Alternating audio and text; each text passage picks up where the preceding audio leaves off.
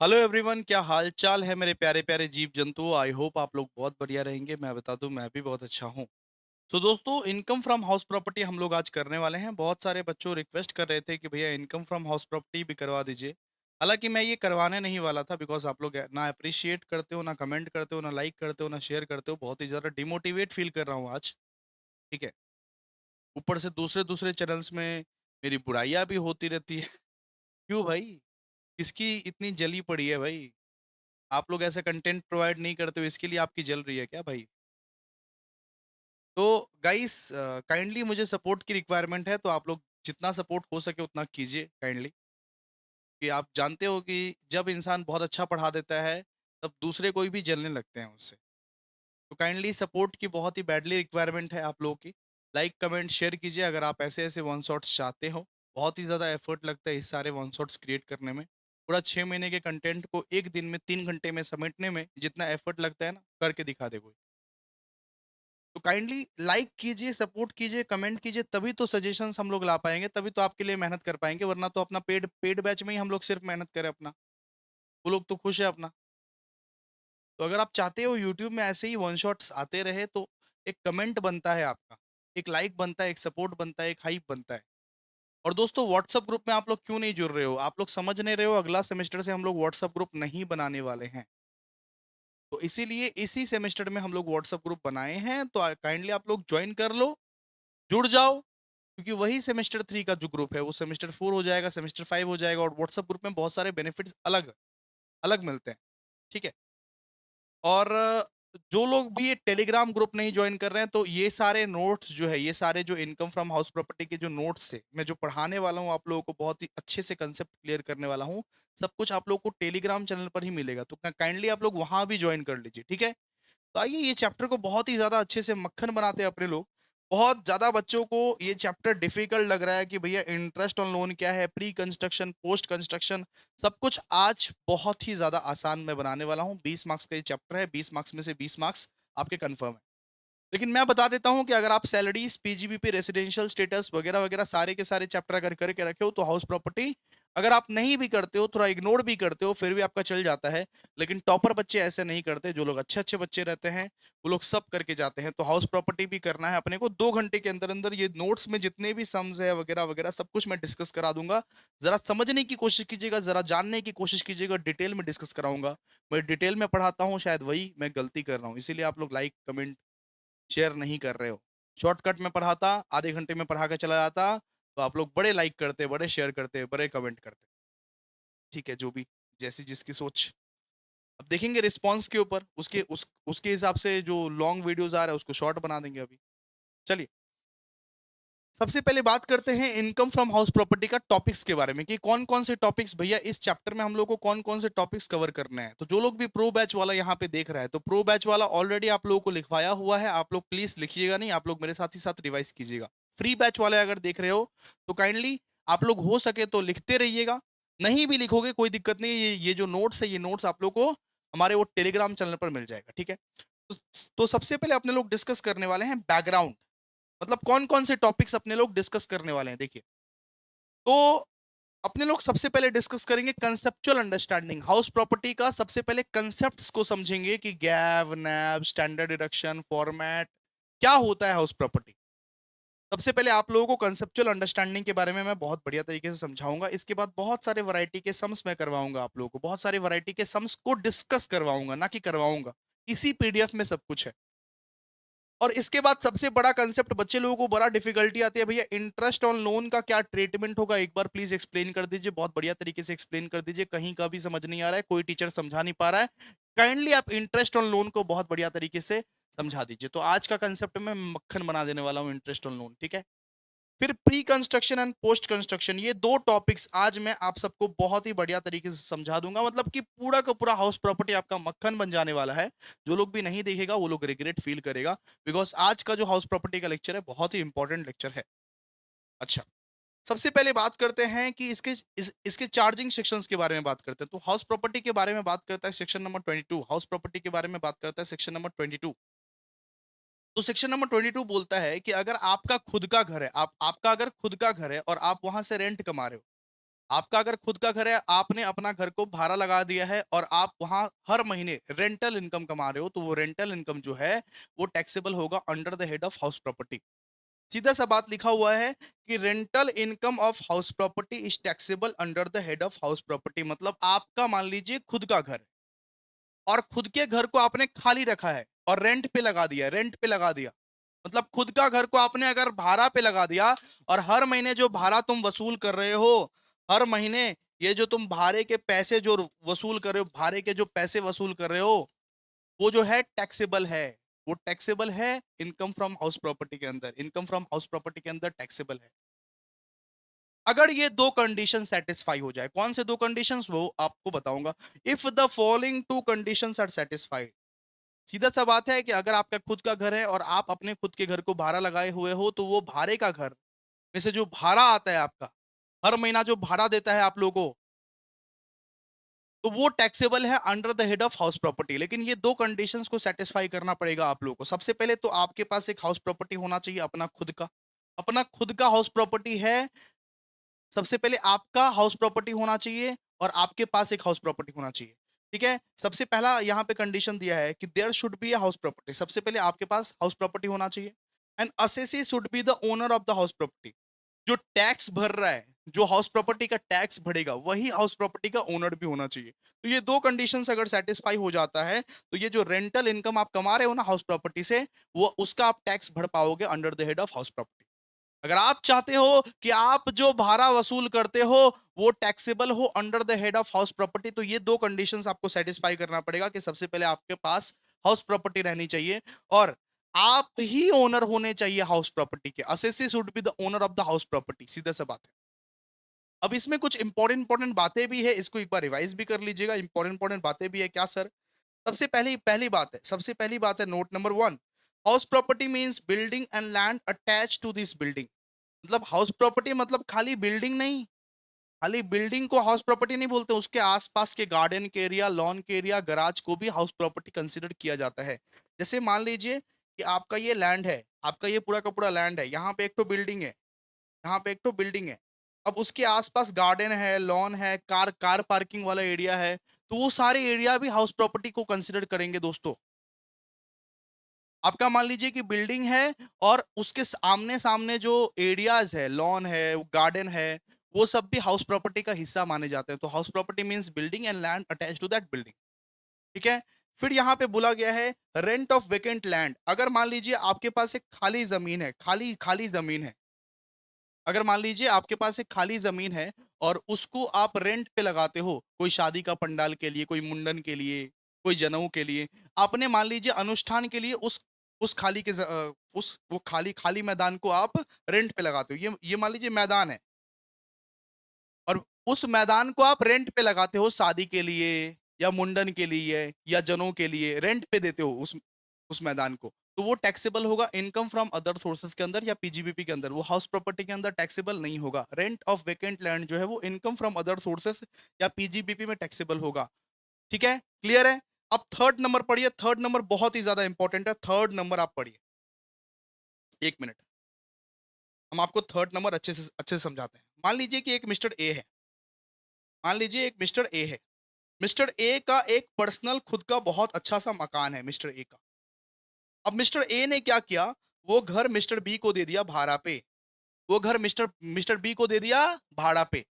कितना का सर? ये 10,000 के भाड़ा पे मिस्टर बी को वो घर दे दिया। तो मिस्टर बी जो मिस्टर ए को जो इनकम देगा, वो टैक्सेबल किसके किसके अंडर होगा? वो टैक्सेबल होगा हाउस प्रॉपर्टी के अंडर। तो टैक्सेबल अंडर हाउस प्रॉपर्टी के अंडर। हम क्या बोले, एक मिस्टर ए है, मिस्टर बी अपना खूबसूरत सा घर को मिस्टर बी को दे दिया भाड़ा पे, और मिस्टर बी कितना दे, मिस्टर बी मान लीजिए कि 10,000 रुपया भाड़ा देता है। तो ये जो 10,000 रुपया भाड़ा मिलता है वो टैक्सेबल अंडर हाउस प्रॉपर्टी है। वो टैक्सेबल अंडर हाउस प्रॉपर्टी है मिस्टर ए के लिए। ठीक है, अब मिस्टर बी बहुत ही ज्यादा सियाना, मिस्टर ए के घर को मिस्टर बी ने मिस्टर सी को दे दिया भाड़ा पे। मतलब कि भाड़ा का घर को वो भाड़ा लगा रहे हैं वापस से। अब मिस्टर बी कुछ एक्स्ट्रा मुनाफा के लिए वही घर को मिस्टर सी को भाड़ा पे दे दिया, और वो 20,000 के लिए भाड़ा दिया कि मिस्टर बी का भी कुछ मुनाफा हो जाए और ए का भी कुछ मुनाफा हो जाए। ठीक है, तो यहाँ पे मिस्टर सी इसको मान लीजिए 20,000 रुपया का ये भाड़ा भाड़ा भाड़ा दे रहा है। इसको बी को, तो वो टैक्सेबल होगा इनकम फ्रॉम अदर सोर्सेस में, वो टैक्सेबल होगा इनकम फ्रॉम अदर सोर्सेस में, बिकॉज मिस्टर बी का घर नहीं है, मिस्टर बी ने भाड़ा का घर को भाड़ा लगाया है, तो मिस्टर सी जो 20,000 रुपया मिस्टर बी को जो देगा ना, वो इनकम फ्रॉम अदर सोर्सेस में टैक्सेबल है, ना कि हाउस प्रॉपर्टी में। हाउस प्रॉपर्टी में टैक्सेबल किसके लिए होगा? मिस्टर ए के लिए होगा, ठीक है, लेकिन मिस्टर बी के लिए वो इनकम फ्रॉम अदर सोर्सेस में टैक्सेबल है, बिकॉज मिस्टर बी का ओरिजिनल घर नहीं है। सीधा सा बात है, यही एक कंसेप्ट था। अब बात करते हैं नेक्स्ट, अब बात करते हैं टाइप्स ऑफ हाउस प्रॉपर्टी के, हाउस प्रॉपर्टी के कितने प्रकार होते हैं। तो एक होता है लेट आउट प्रॉपर्टी, एक होता है सेल्फ ऑक्यूपाइड प्रॉपर्टी। एक होता है लेट आउट प्रॉपर्टी, दूसरा होता है सेल्फ ऑक्यूपाइड प्रॉपर्टी। अब लेट आउट प्रॉपर्टी का मतलब क्या, कि आपका घर है बेटा, आपने अपना घर को भाड़ा दे दिया, आपने अपना घर को भाड़ा दे दिया, उसको बोलते हैं लेट आउट प्रॉपर्टी, सीधा सा बात है। और सेल्फ ऑक्यूपाइड प्रॉपर्टी मतलब आप अपना घर में खुद ही रहते हो। अगर आप अपना घर में खुद ही रहते हो तो उसको बोलते हैं दोस्तों सेल्फ ऑक्यूपाइड प्रॉपर्टी, आप अपना घर में अगर खुद ही रहते हो। अगर आपने अपना घर को भाड़ा लगा दिया तो उसको बोलते हैं दोस्तों लेट आउट प्रॉपर्टी। अब लेट आउट प्रॉपर्टी से क्या मिलता है भैया? रेंट मिलता है, रेंटल इनकम, वो ऑलवेज टैक्सेबल है। अगर आपने अपना घर को भाड़ा लगाया हुआ है, वहां से कुछ रेंट मिलता है, तो वो ऑलवेज टैक्सेबल है, हर एक सर्कमस्टेंसेस में टैक्सेबल है, उसका टैक्स माफ नहीं हो सकता, ऑलवेज टैक्सेबल है, याद रखिएगा। जैसे मैं ही मान लीजिए कि भाड़े के घर में रहता हूं, तो मैं जो भाड़ा देता हूँ अपना लैंडलॉर्ड को, मान लीजिए लैंडलॉर्ड को जो भाड़ा अगर मैं वो देता हूँगा, तो वो टैक्सेबल होगा, ऑलवेज टैक्सेबल होगा उसके लिए, वो टैक्स भरेगा उस पे। तो अगर आपका लेट आउट प्रॉपर्टी है, मतलब आपने भाड़ा दिया है और उससे आप रेंटल इनकम जनरेट कर रहे हो, तो वो ऑलवेज टैक्सेबल है। लेकिन बेटा आपका अगर सेल्फ ऑक्यूपाइड प्रॉपर्टी है, मतलब आप अपना घर में खुद ही रहते हो, ना किसी को भाड़ा वाड़ा कुछ भी नहीं देना, मान लीजिए आप अपना घर में मान लीजिए खुद ही रहते हो, तो डिपेंड करता है कि वो कैसा घर है, क्या उस घर में अपने फैमिली बच्चों के साथ रहते हो, या क्या उस घर में आप बिजनेस या प्रोफेशन करते हो। मान लीजिए आपका खुद का घर है, तो दो तो सर्कमस्टेंसेस हो सकता है ना। मान लीजिए आपका सेल्फ ऑक्यूपाइड प्रॉपर्टी है, तो दो सर्कमस्टेंसेस हो सकता है ना, या तो आप अपने फैमिली बच्चों के साथ रह रहे हो, या तो आप अपने बिजनेस कर रहे हो उस घर में। आपका मान लीजिए सेल्फ ऑक्यूपाइड प्रॉपर्टी है और आप अपने ही घर में मान लीजिए बिजनेस कर रहे हो, तो उसका टैक्सेबल अमाउंट नहीं लेना है, उसको इग्नोर करना है, जस्ट लाइक योर एक्स। क्यों सर? क्योंकि अगर आप अपने खुद का ही मकान में बिजनेस कर रहे हो, तो एक बार सोच के देखो, वो तो पीजीबीपी के हेड में ऑलरेडी टैक्सेबल है, वो तो पीजीबीपी के हेड में ऑलरेडी टैक्सेबल है। अगर आप बिजनेस कर रहे हो अपने ही घर में, तो वो तो पीजीबीपी के अंडर टैक्स तो लग जाएगा उसका, तो हाउस प्रॉपर्टी के अंडर टैक्स क्यों लेगा? तो याद रखना कि अगर सेल्फ ऑक्यूपाइड प्रॉपर्टी है, तुम्हारा तुम्हारा खुद का घर है और तुम्हारा खुद के घर में तुम बेटा बिजनेस करते हो, तो इग्नोर कर देना, क्योंकि वो पीजीबीपी के अंडर टैक्सेबल तो है ऑलरेडी। अरे भाई पीजीबीपी के अंडर तो टैक्स लग रहा है ऑलरेडी, तो हाउस प्रॉपर्टी के अंदर वापस टैक्स क्यों लगेगा? तो तुम्हारा खुद का घर है और तुम उस घर में अगर बिजनेस कर रहे हो, तो just ignore like your x. ठीक है, क्लियर है? लेकिन अगर आपका खुद का घर है और आप उसमें अपना फैमिली बच्चे बच्चे कुकुर पुकुर बिलार पिलार सबके साथ रहते हो, मान लीजिए आपका खुद का घर है, जहां पे आप फैमिली बच्चे सब कोई रिलेटिव फिलेटिव आता रहता है, वो वाला घर आपका मान लीजिए खुद का घर है, और आप वहां पे रहते हो, खाते हो, पीते हो, सोते हो, आपका रेसिडेंट पर्पस के लिए घर है, ठीक है। तो यहाँ पे बोला गया है कि दो सेल्फ ऑक्यूपाइड प्रॉपर्टी अगर तुम ओन करते हो, दो सेल्फ ऑक्यूपाइड प्रॉपर्टी, अगर आपका दो घर है, एक सुबह को जाते हो एक शाम को जाते हो, वैसा वाला घर है, तो उस पे कोई भी टैक्स नहीं लगेगा, वो एग्जेम्प्ट है। मतलब आपका अगर मान लीजिए सेल्फ ऑक्यूपाइड प्रॉपर्टी है जहां पे आप खुद रहते हो, तो अगर आपके दो एसओपीज हैं, वहां तक तो एग्जेम्प्ट है, कोई भी टैक्स वहां पे नहीं लगेगा। लेकिन आपके दो से भी ज्यादा घर है, मान लीजिए 5 ठो घर है आपका, और 5 ठो घर में आपका मान लीजिए 5 ठो गर्लफ्रेंड रहता है, मान लीजिए 5 ठो आपका घर है, मान लीजिए आपके पास 5 घर है, सेल्फ ऑक्यूपाइड प्रॉपर्टी, और उसमें 5 ठो गर्लफ्रेंड आपका रहता है, एक तो गोड़ी वाली, एक तो काली वाली, एक तो सावली वाली, एक तो मोटी, एक तो पतली, ठीक है। अब आपका मान लीजिए 5 ठो घर है, वहां पे आपका पांच पांच गर्लफ्रेंड रहता है, ठीक है। तो यहाँ पे बोला गया है कि अप टू 2 एसओपीज, मतलब मतलब कि उसमें से दो सेल्फ ऑक्यूपाइड प्रॉपर्टी का तो कोई टैक्स नहीं लगेगा, कोई दिक्कत नहीं है। लेकिन जो रिमेनिंग है, रिमेनिंग तीन है, रिमेनिंग जो तीन है उसको लेट आउट मान लिया जाएगा, उसको लेट आउट मान लिया जाएगा, लेट आउट की तरह मान लिया जाएगा। और लेट आउट की तरह अगर मान लिया जाएगा मतलब उस पर टैक्स लगेगा। ठीक है, मतलब अगर मान लीजिए कि मोर देन 2 SOPs है, अगर मान लीजिए आपके 5 सेल्फ ऑक्यूपाइड प्रॉपर्टी है मान लीजिए, तो अप टू 2 SOPs तो कोई भी टैक्स नहीं लग रहा है, जैसे कि आप लोगों को पता है।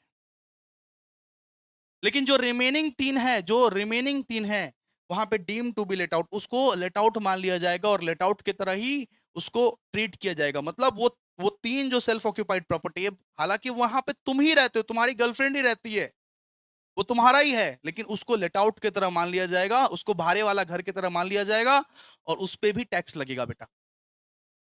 आई होप बहुत अच्छे से क्लियर हो गया होगा आप लोग। ठीक है, अब हम लोग समझते हैं इसके फॉर्मेट के बारे में। अब इसके फॉर्मेट के बारे में समझते हैं, हो सकता है कि आप लोगों को फॉर्मेट अभी अच्छे से समझ में ना आए, लेकिन समझने की कोशिश कीजिएगा। ठीक है, सबसे पहले देखिए, सबसे पहले अपने लोग म्यूनिसिपल वैल्यू, फेयर रेंट, सब कुछ आप लोगों को समझाऊंगा क्या होता है क्या नहीं होता है।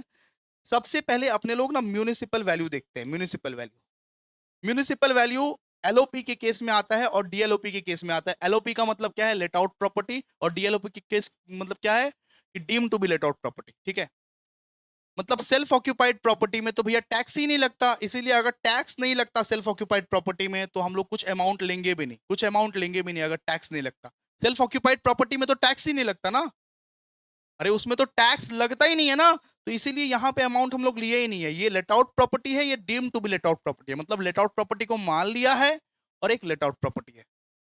तो सबसे पहले अपने लोग लेते हैं municipal value. Municipal municipal value का जो भी अमाउंट यहाँ पे बिठाएंगे यहाँ पे बिठाएंगे। फिर लेंगे अपने लोग फेयर रेंट, क्या होता है वो सब सब कुछ बताएंगे आप लोगों को। सबसे पहले अपने लोग लेते हैं म्यूनिसिपल वैल्यू, उसके बाद लेते हैं फेयर रेंट। इन दोनों में से जो हायर है, इन दोनों में से जो हायर है वो नीचे उतरेगा।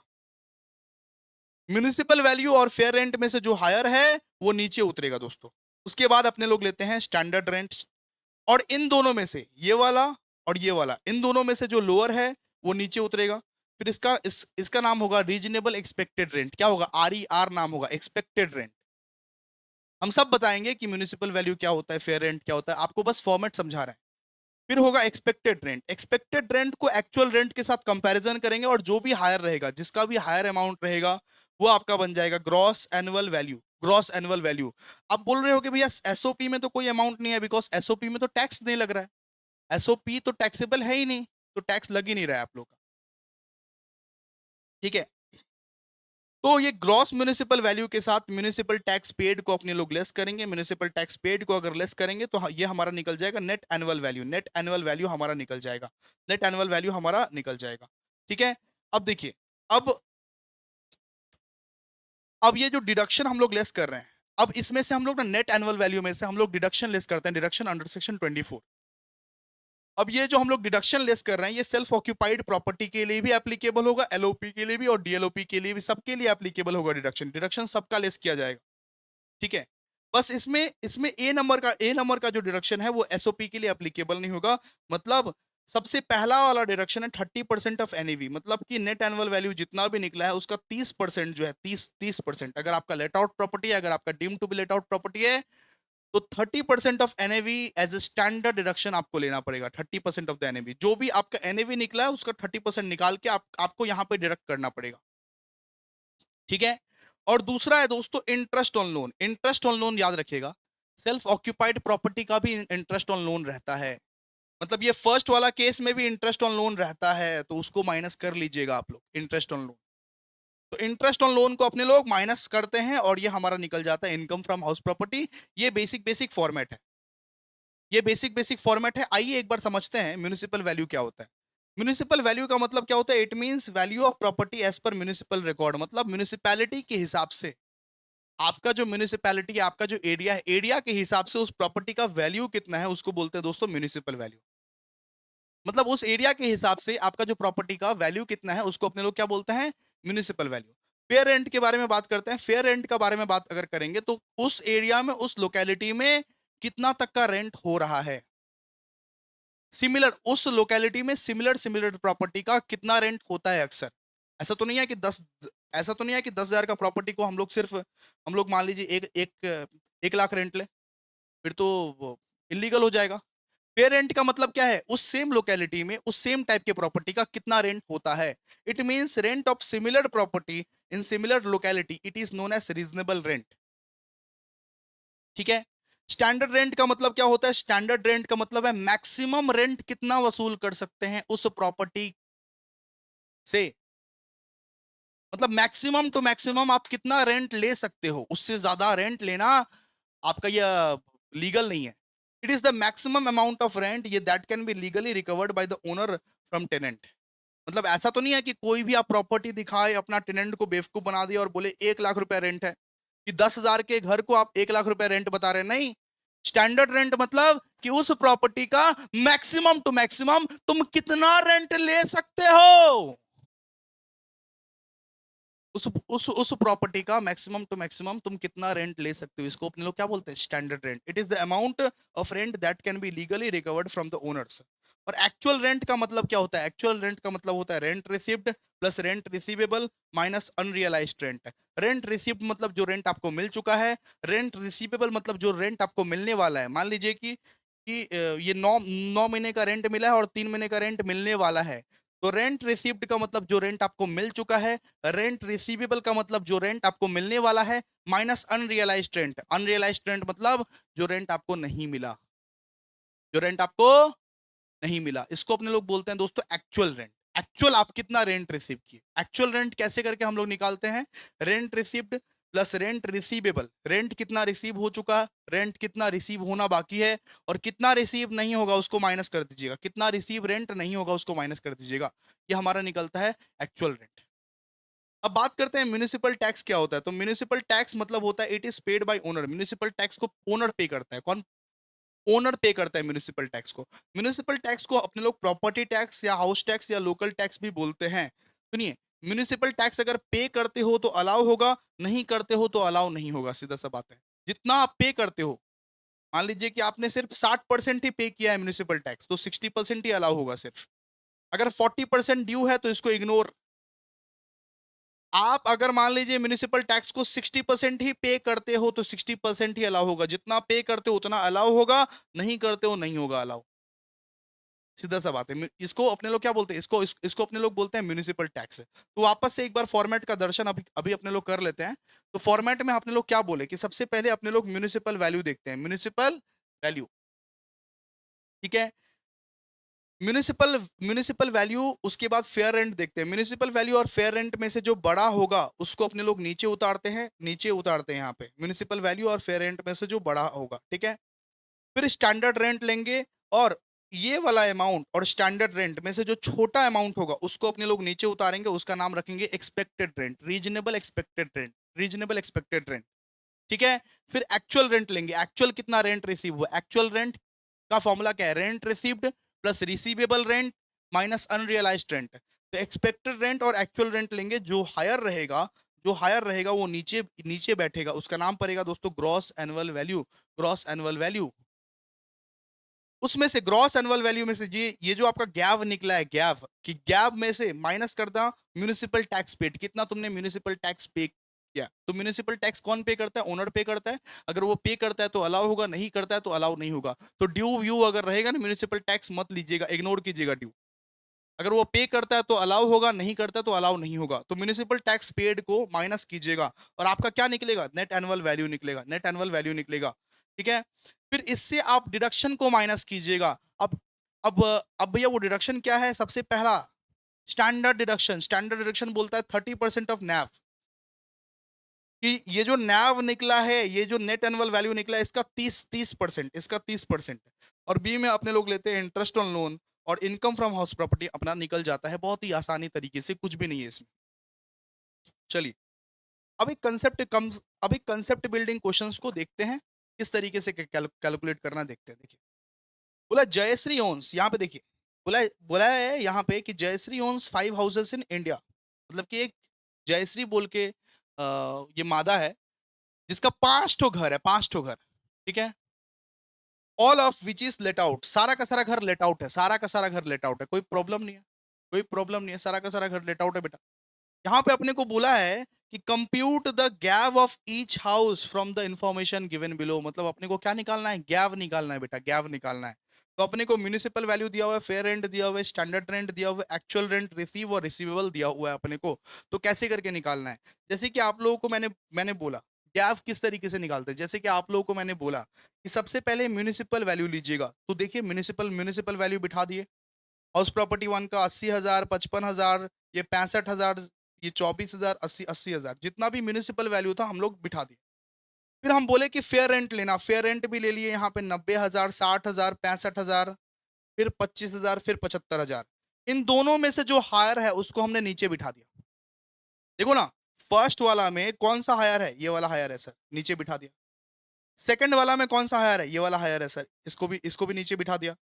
फिर फिर ये थर्ड वाला में कौन सा हायर है, मतलब कि थर्ड वाला में कोई भी हायर नहीं है, तो कोई सा भी अमाउंट को नीचे नीचे बिठा दो, कोई सा भी अमाउंट को नीचे बिठा दो, 65,000।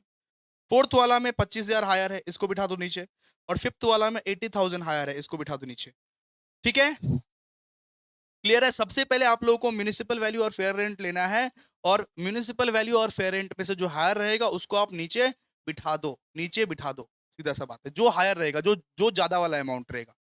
फिर आपको लेना है स्टैंडर्ड रेंट। स्टैंडर्ड रेंट आप देखिए, स्टैंडर्ड रेंट क्या क्या दिया हुआ है। सबसे पहले वाला का तो नहीं दिया हुआ है, सबसे पहले वाला का तो नहीं नहीं दिया हुआ है।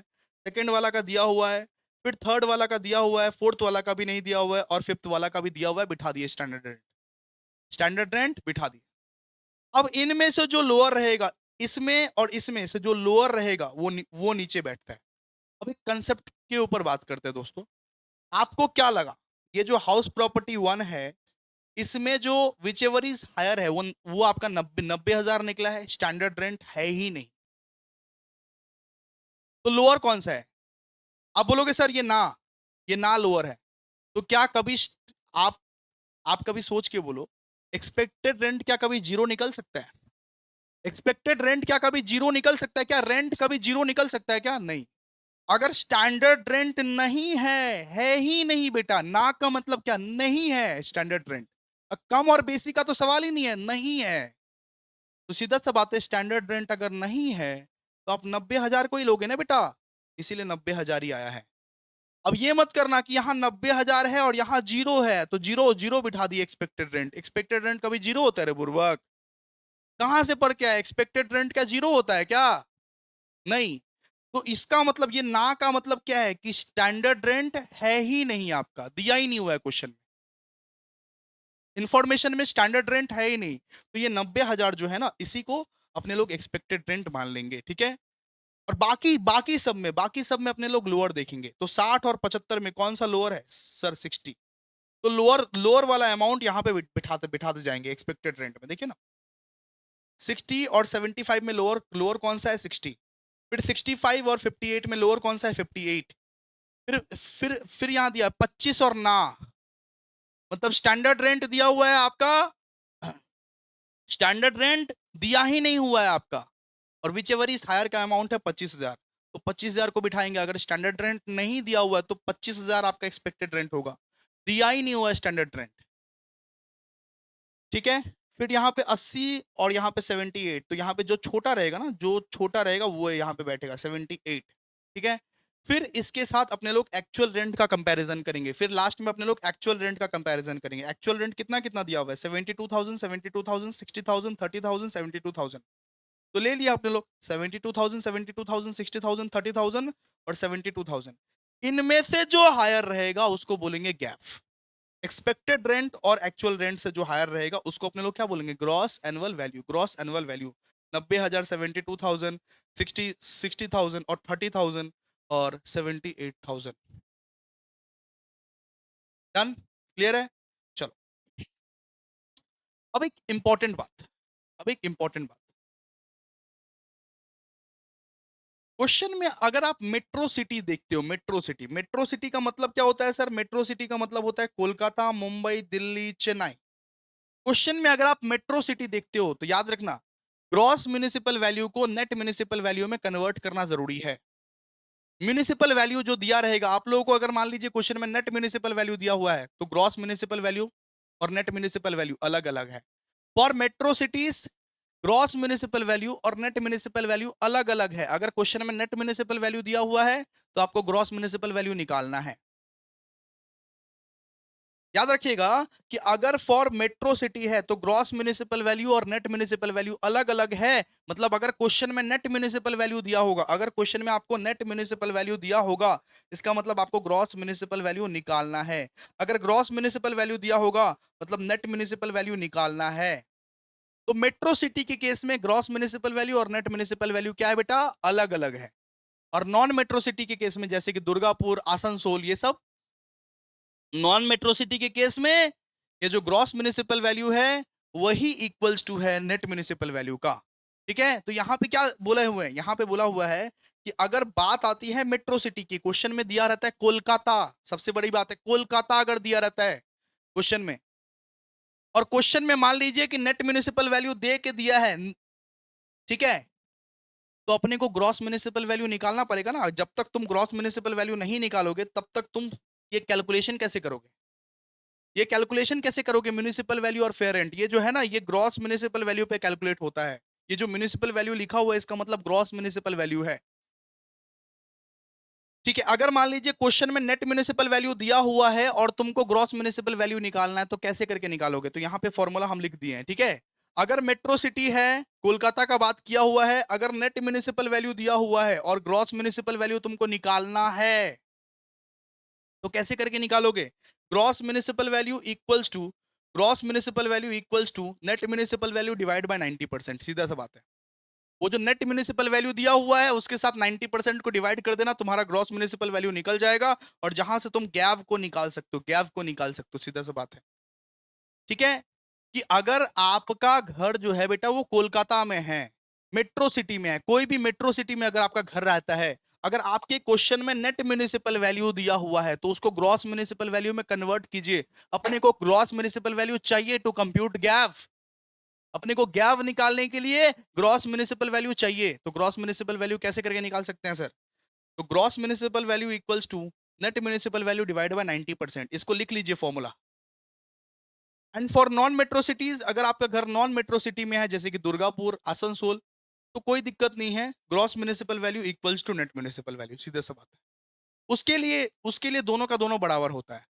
अगर नॉन मेट्रो सिटी में घर है तो उसके लिए gross municipal value, net municipal value दोनों के दोनों ही बराबर होते हैं। चलिए आइए क्वेश्चंस अब डिस्कस करते हैं। अब आइए क्वेश्चंस को डिस्कस करते हैं। Question number 2 of my math.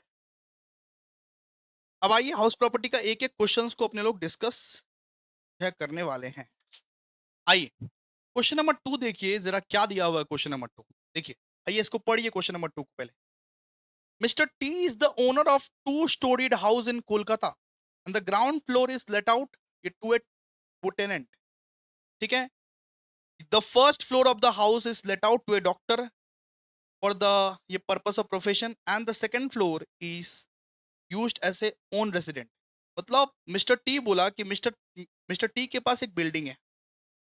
आप समझिए, मिस्टर टी के पास एक बिल्डिंग है, उसका जो फर्स्ट फ्लोर है, फर्स्ट फ्लोर में कौन रहता है बेटा, फर्स्ट फ्लोर में डॉक्टर रहता है, फर्स्ट फ्लोर में डॉक्टर रहता है। ग्राउंड फ्लोर में भी लेट आउट है, ग्राउंड ग्राउंड फ्लोर में भी लेट आउट है, कोई ना कोई उसका मतलब वो टेनेंट रहता है। और बीच वाला फुल फ्लोर में वो खुद रहता है, बीच वाला फ्लोर उसका सेल्फ ऑक्यूपाइड है, खुद रहता है। ठीक है, यहाँ पे क्या दिया हुआ है कि ग्राउंड फ्लोर जो है वो लेट आउट है, फर्स्ट फ्लोर में एक डॉक्टर रहता है, और सेकंड वाला जो फ्लोर है, सेकंड वाला फ्लोर उसका सेल्फ ऑक्यूपाइड है। सेल्फ ऑक्यूपाइड मतलब मिस्टर टी जो है उसका एक तो बिल्डिंग है, उसका फर्स्ट वाला फ्लोर में डॉक्टर रहता है यानी कि लेट आउट वाला प्रॉपर्टी, ग्राउंड वाला फ्लोर लेट आउट है और बीच वाला फ्लोर सेल्फ ऑक्यूपाइड है। लेकिन सर जी आप बताए थे कि कोई बिजनेस या कोई प्रोफेशन अगर करते हैं तो उसको इग्नोर करना है। तो हम बताए थे कि अगर सेल्फ ऑक्यूपाइड प्रॉपर्टी में तुम खुद अगर बिजनेस करते हो तो इग्नोर करना है। हम क्या बोले थे कि अगर सेल्फ ऑक्यूपाइड प्रॉपर्टी में अगर आपका खुद का प्रॉपर्टी आ रहा, खुद बिजनेस करते हो तो इग्नोर करना है। लेकिन यहां तो डॉक्टर अपना प्रोफेशन कर रहा है, यहां तो डॉक्टर तुम्हारा घर को किराया पे लिया है और वो बिजनेस कर रहा है, लेट आउट पे दिए हो तुम, तो लेट आउट पे दिए हो तो लेट आउट की तरह ही ट्रीट करो, ठीक है, चाहे वो बिजनेस करे, चाहे तुम खुद अगर बिजनेस करोगे तो इग्नोर करना है, तो उसका टैक्सेबल अमाउंट नहीं निकलेगा, सीधा सा बात है। तो इस क्वेश्चन का मतलब क्या, इस क्वेश्चन का मतलब है कि आपके पास एक बिल्डिंग है, फर्स्ट फ्लोर में डॉक्टर रहता है, ग्राउंड फ्लोर में एक टेनेंट रहता है और बीच वाला फ्लोर में आपका सेल्फ ऑक्यूपाइड है, यानी फर्स्ट वाला फ्लोर लेट आउट है, ग्राउंड वाला फ्लोर लेट आउट है और बीच वाला फ्लोर क्या है, सेल्फ ऑक्यूपाइड। यहां पे अपने को सारा का सारा इंफॉर्मेशन दिया हुआ है। देखिए क्वेश्चन में क्या दिया हुआ है, नेट म्युनिसिपल वैल्यू। अपने को गैप का कैलकुलेशन के लिए क्या चाहिए, ग्रॉस म्युनिसिपल वैल्यू। अपने को जीएमबी चाहिए। जीएमबी के बिना कैसे ग्रास, ये कैसे गैप का कैलकुलेशन करोगे, उसके बिना कैसे रह लोगे। तो वैसे ही ग्रॉस म्युनिसिपल वैल्यू के बिना कैसे गैप का कैलकुलेशन करोगे, इसीलिए तो फॉर्मूला लिखवाए कि जब जब आप लोगों को नेट म्युनिसिपल वैल्यू दिया रहे और ग्रॉस म्युनिसिपल वैल्यू कैलकुलेट करना पड़े, तो GMV is equals to NMV divide by 90%। Net municipal value के साथ 90% को डिवाइड कर देना, सीधा सा बात है, निकल जाएगा तुम्हारा जीएमबी, है ना। फिर दिया हुआ है म्युनिसिपल टैक्स। म्युनिसिपल टैक्स बोला है 50% पेड बाय टेनेंट। अगर अगर 50% वो भाड़ेदार पे करता है तो ओनर कितना पे कर रहा है वो मैटर करता है। अगर 50% भाड़ेदार पे किया है तो 50% ओनर मतलब पे किया है ना, तो ओनर कितना पे करता है सिर्फ उतना गिना जाता है, ओनर ने कितना पे किया, ओनर मतलब 50% पे किया। अगर 50% तुम्हारा भाड़ादार पे किया तो 50% तुमने पे किया कि, सीधा सा बात है। तो म्युनिसिपल टैक्स कितना बोला, म्युनिसिपल टैक्स बोला कि 10% है, ओके। फिर बोला है लैंड रेवेन्यू, लैंड रेवेन्यू ये सब नहीं लेना है अपने को। Fire insurance premium per year ये सब नहीं लेना है। रेंट कलेक्शन चार्जेस ये सब नहीं लेना है, ये सब हाउस प्रॉपर्टी में नहीं आता है, कंफ्यूज करने के लिए दिया है, बोका बनाने के लिए दिया है आप लोगों को। ये सब हाउस प्रॉपर्टी में नहीं आता है, बोका बनाने के लिए तुम लोगों को दिया है। अपने को जितना काम है उतना काम अपने लोग करते हैं खाली, ठीक है। आइए आइए जरा देखते हैं इसका। सबसे पहले अपने को ना ग्रॉस म्युनिसिपल वैल्यू चाहिए भैया, क्योंकि क्वेश्चन में ना नेट म्युनिसिपल वैल्यू दिया हुआ है, अपने को सबसे पहले ग्रॉस म्युनिसिपल वैल्यू चाहिए। तो ग्रॉस म्युनिसिपल वैल्यू कैसे करके निकाले, gross municipal value equals to net municipal value divide by 90%। तो नेट म्युनिसिपल वैल्यू हमको कितना दिया हुआ था, 1,08,000, 1,08,000 डिवाइड बाय 90% कर दिए तो 1,20,000 हमारा निकल गया। ये हमारा ग्रॉस म्युनिसिपल वैल्यू निकल गया, बल्ले बल्ले बल्ले। अब क्या करेंगे, देखो हमारा क्वेश्चन करने का अप्रोच क्या है बताओ। हमारा क्वेश्चन करने का अप्रोच ये रहता है कि पहले ना हम लोग गैव को निकाल लेते हैं, वर्किंग वर्किंग नोट में ही गैव को निकाल लो। मतलब ग्रॉस एनुअल वैल्यू को क्वेश्चन में नहीं निकालेंगे अपने लोग, क्वेश्चन में सिर्फ ग्रॉस एनुअल वैल्यू का अमाउंट पुट करके उसके बाद वाला चीज निकालेंगे। तो ग्रॉस एनुअल वैल्यू तक ना आप निकाल लो, वर्किंग नोट में सुविधा होगा, आप लोग को सुविधा होगा। तो अपने लोग जो ग्रॉस एनुअल वैल्यू का जो वो कैलकुलेशन करने वाले ना, वो क्वेश्चन में नहीं करेंगे, वो वर्किंग नोट में कर लो, वर्किंग नोट में। तो देखो यहाँ पे अपने लोग लिखे कि, यहाँ पे अपने लोग लिखे कि computation of gross annual value, ठीक है। सबसे पहले ये बताइए, सबसे पहले क्या क्या इन्फॉर्मेशन अपने को क्वेश्चन में दिया हुआ है। सबसे पहले अपने को इन्फॉर्मेशन दिया हुआ है सर, ग्रॉस म्युनिसिपल वैल्यू दिया हुआ है 1,08,000 का, 1,08,000 का ग्रॉस म्युनिसिपल वैल्यू दिया हुआ है अपने को, ओके सर। ये सॉरी, अपने को ये पहले पहले क्या चाहिए, ग्रॉस ग्रॉस म्युनिसिपल वैल्यू। तो ग्रॉस म्युनिसिपल वैल्यू अपने लोग 1,20,000 का ले लिए, 1,00,000, 1,20,000 का। ये बताओ कि एक एक बिल्डिंग में फर्स्ट वाला पार्ट में वो डॉक्टर रहता है, ग्राउंड वाला फ्लोर में वो टेनेंट रहता है और बीच वाला फ्लोर तो सेल्फ ऑक्यूपाइड है ना, सेल्फ ऑक्यूपाइड है।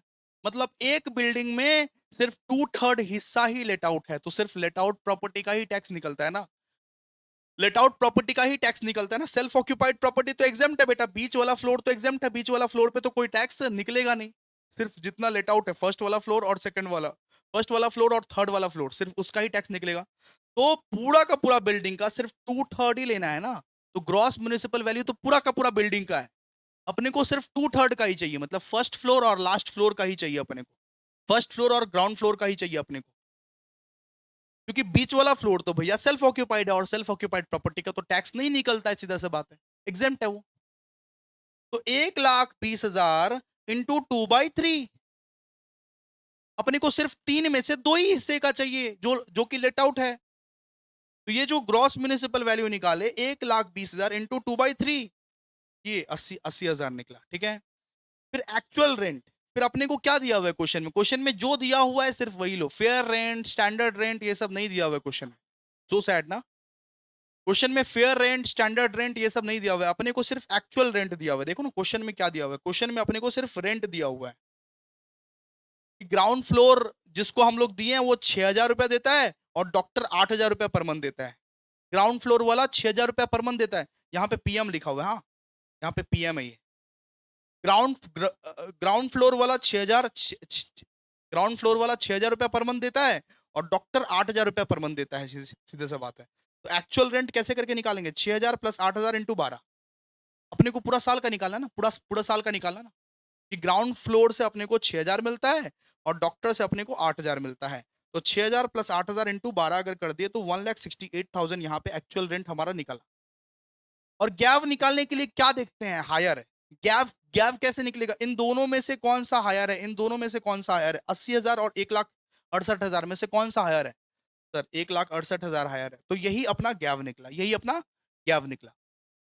अब चलिए हाउस हाउस प्रॉपर्टी का कंप्यूटेशन करते हैं। हाउस प्रॉपर्टी का कंप्यूटेशन कैसे करें, सबसे पहले ऊपर में लिखिएगा computation of income from house property for the previous year relating to the assessment year, ऐसे करके लिखिएगा, ऐसे करके लिखिएगा, ठीक है। और एक पर्टिकुलर और दो अमाउंट का कॉलम बिठा देना, पर्टिकुलर और अमाउंट अमाउंट बिठा देना, ठीक है। सबसे पहले अपने लोग ग्राउंड फ्लोर और फर्स्ट फ्लोर का कैलकुलेशन करेंगे, जो कि लेट आउट है, लेट आउट का कैलकुलेशन पहले कर लेते हैं, ठीक है। सबसे पहले ग्राउंड फ्लोर, हम क्या बोले, सबसे पहले ग्राउंड फ्लोर जो है और फर्स्ट फ्लोर जो है वो डॉक्टर का और वो टेनेंट का, जो कि लेट आउट प्रॉपर्टी है, उसका अपने लोग कैलकुलेशन करेंगे। तो लेट आउट प्रॉपर्टी का अगर कैलकुलेशन करेंगे तो सबसे पहले अपने लोग ग्रॉस एनुअल वैल्यू तो इस बार वर्किंग नोट में निकाल लिया। हम क्या बोले कि ग्रॉस एनुअल वैल्यू हमेशा वर्किंग नोट में निकाल लेना सुविधा होता है। तो ग्रॉस एनुअल वैल्यू अपने लोग निकाल ही लिए, 1,68,000 निकाले, दोनों का मिला के निकाल लिए, दोनों का मिला के निकाल लिए। तो ग्रॉस एनुअल वैल्यू हमारा 1,68,000 निकला, ठीक है। इसमें से अपने लोग बेटा जी लेस करेंगे municipal tax. Gross annual value से अगर म्युनिसिपल टैक्स लेस करते हो तभी तो नैव आएगा, तभी तो नेट एनुअल वैल्यू आएगा ना बेटा। तो ग्रॉस एनुअल वैल्यू से म्युनिसिपल टैक्स को लेस करेंगे। अब कौन सा म्युनिसिपल टैक्स को लेस करेंगे सर,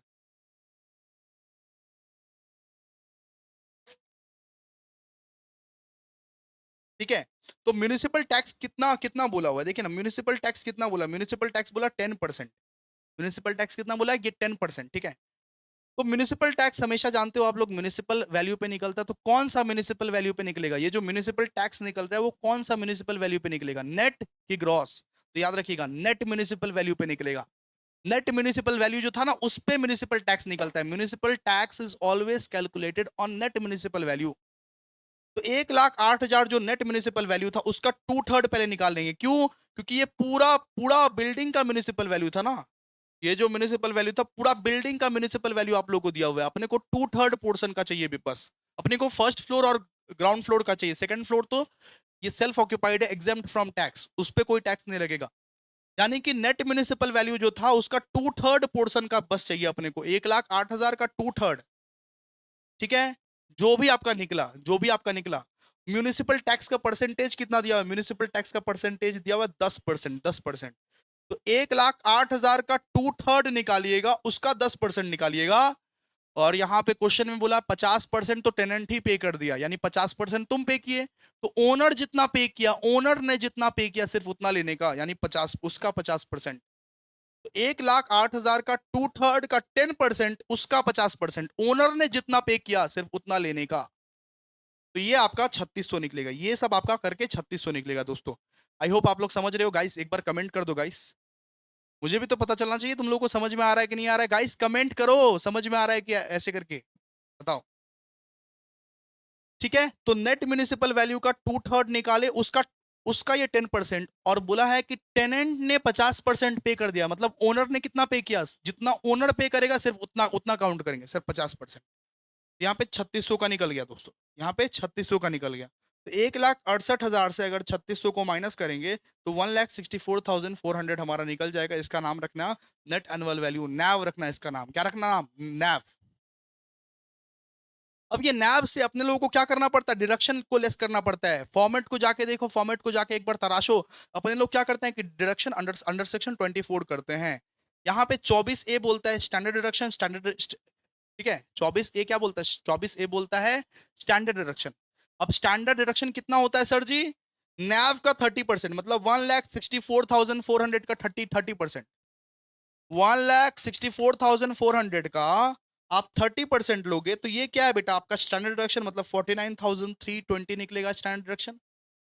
और ये 24B बोलता है इंटरेस्ट ऑन लोन, क्या इंटरेस्ट ऑन लोन है? नहीं है, तो उसको मत लिखना। इंटरेस्ट ऑन लोन अगर नहीं है तो नहीं है, बस बात खत्म। और जो भी अमाउंट निकलेगा उसको बाहर कर देना, जो भी अमाउंट निकलेगा उसको उसको क्या करना, बाहर कर देना, सीधा सा बात।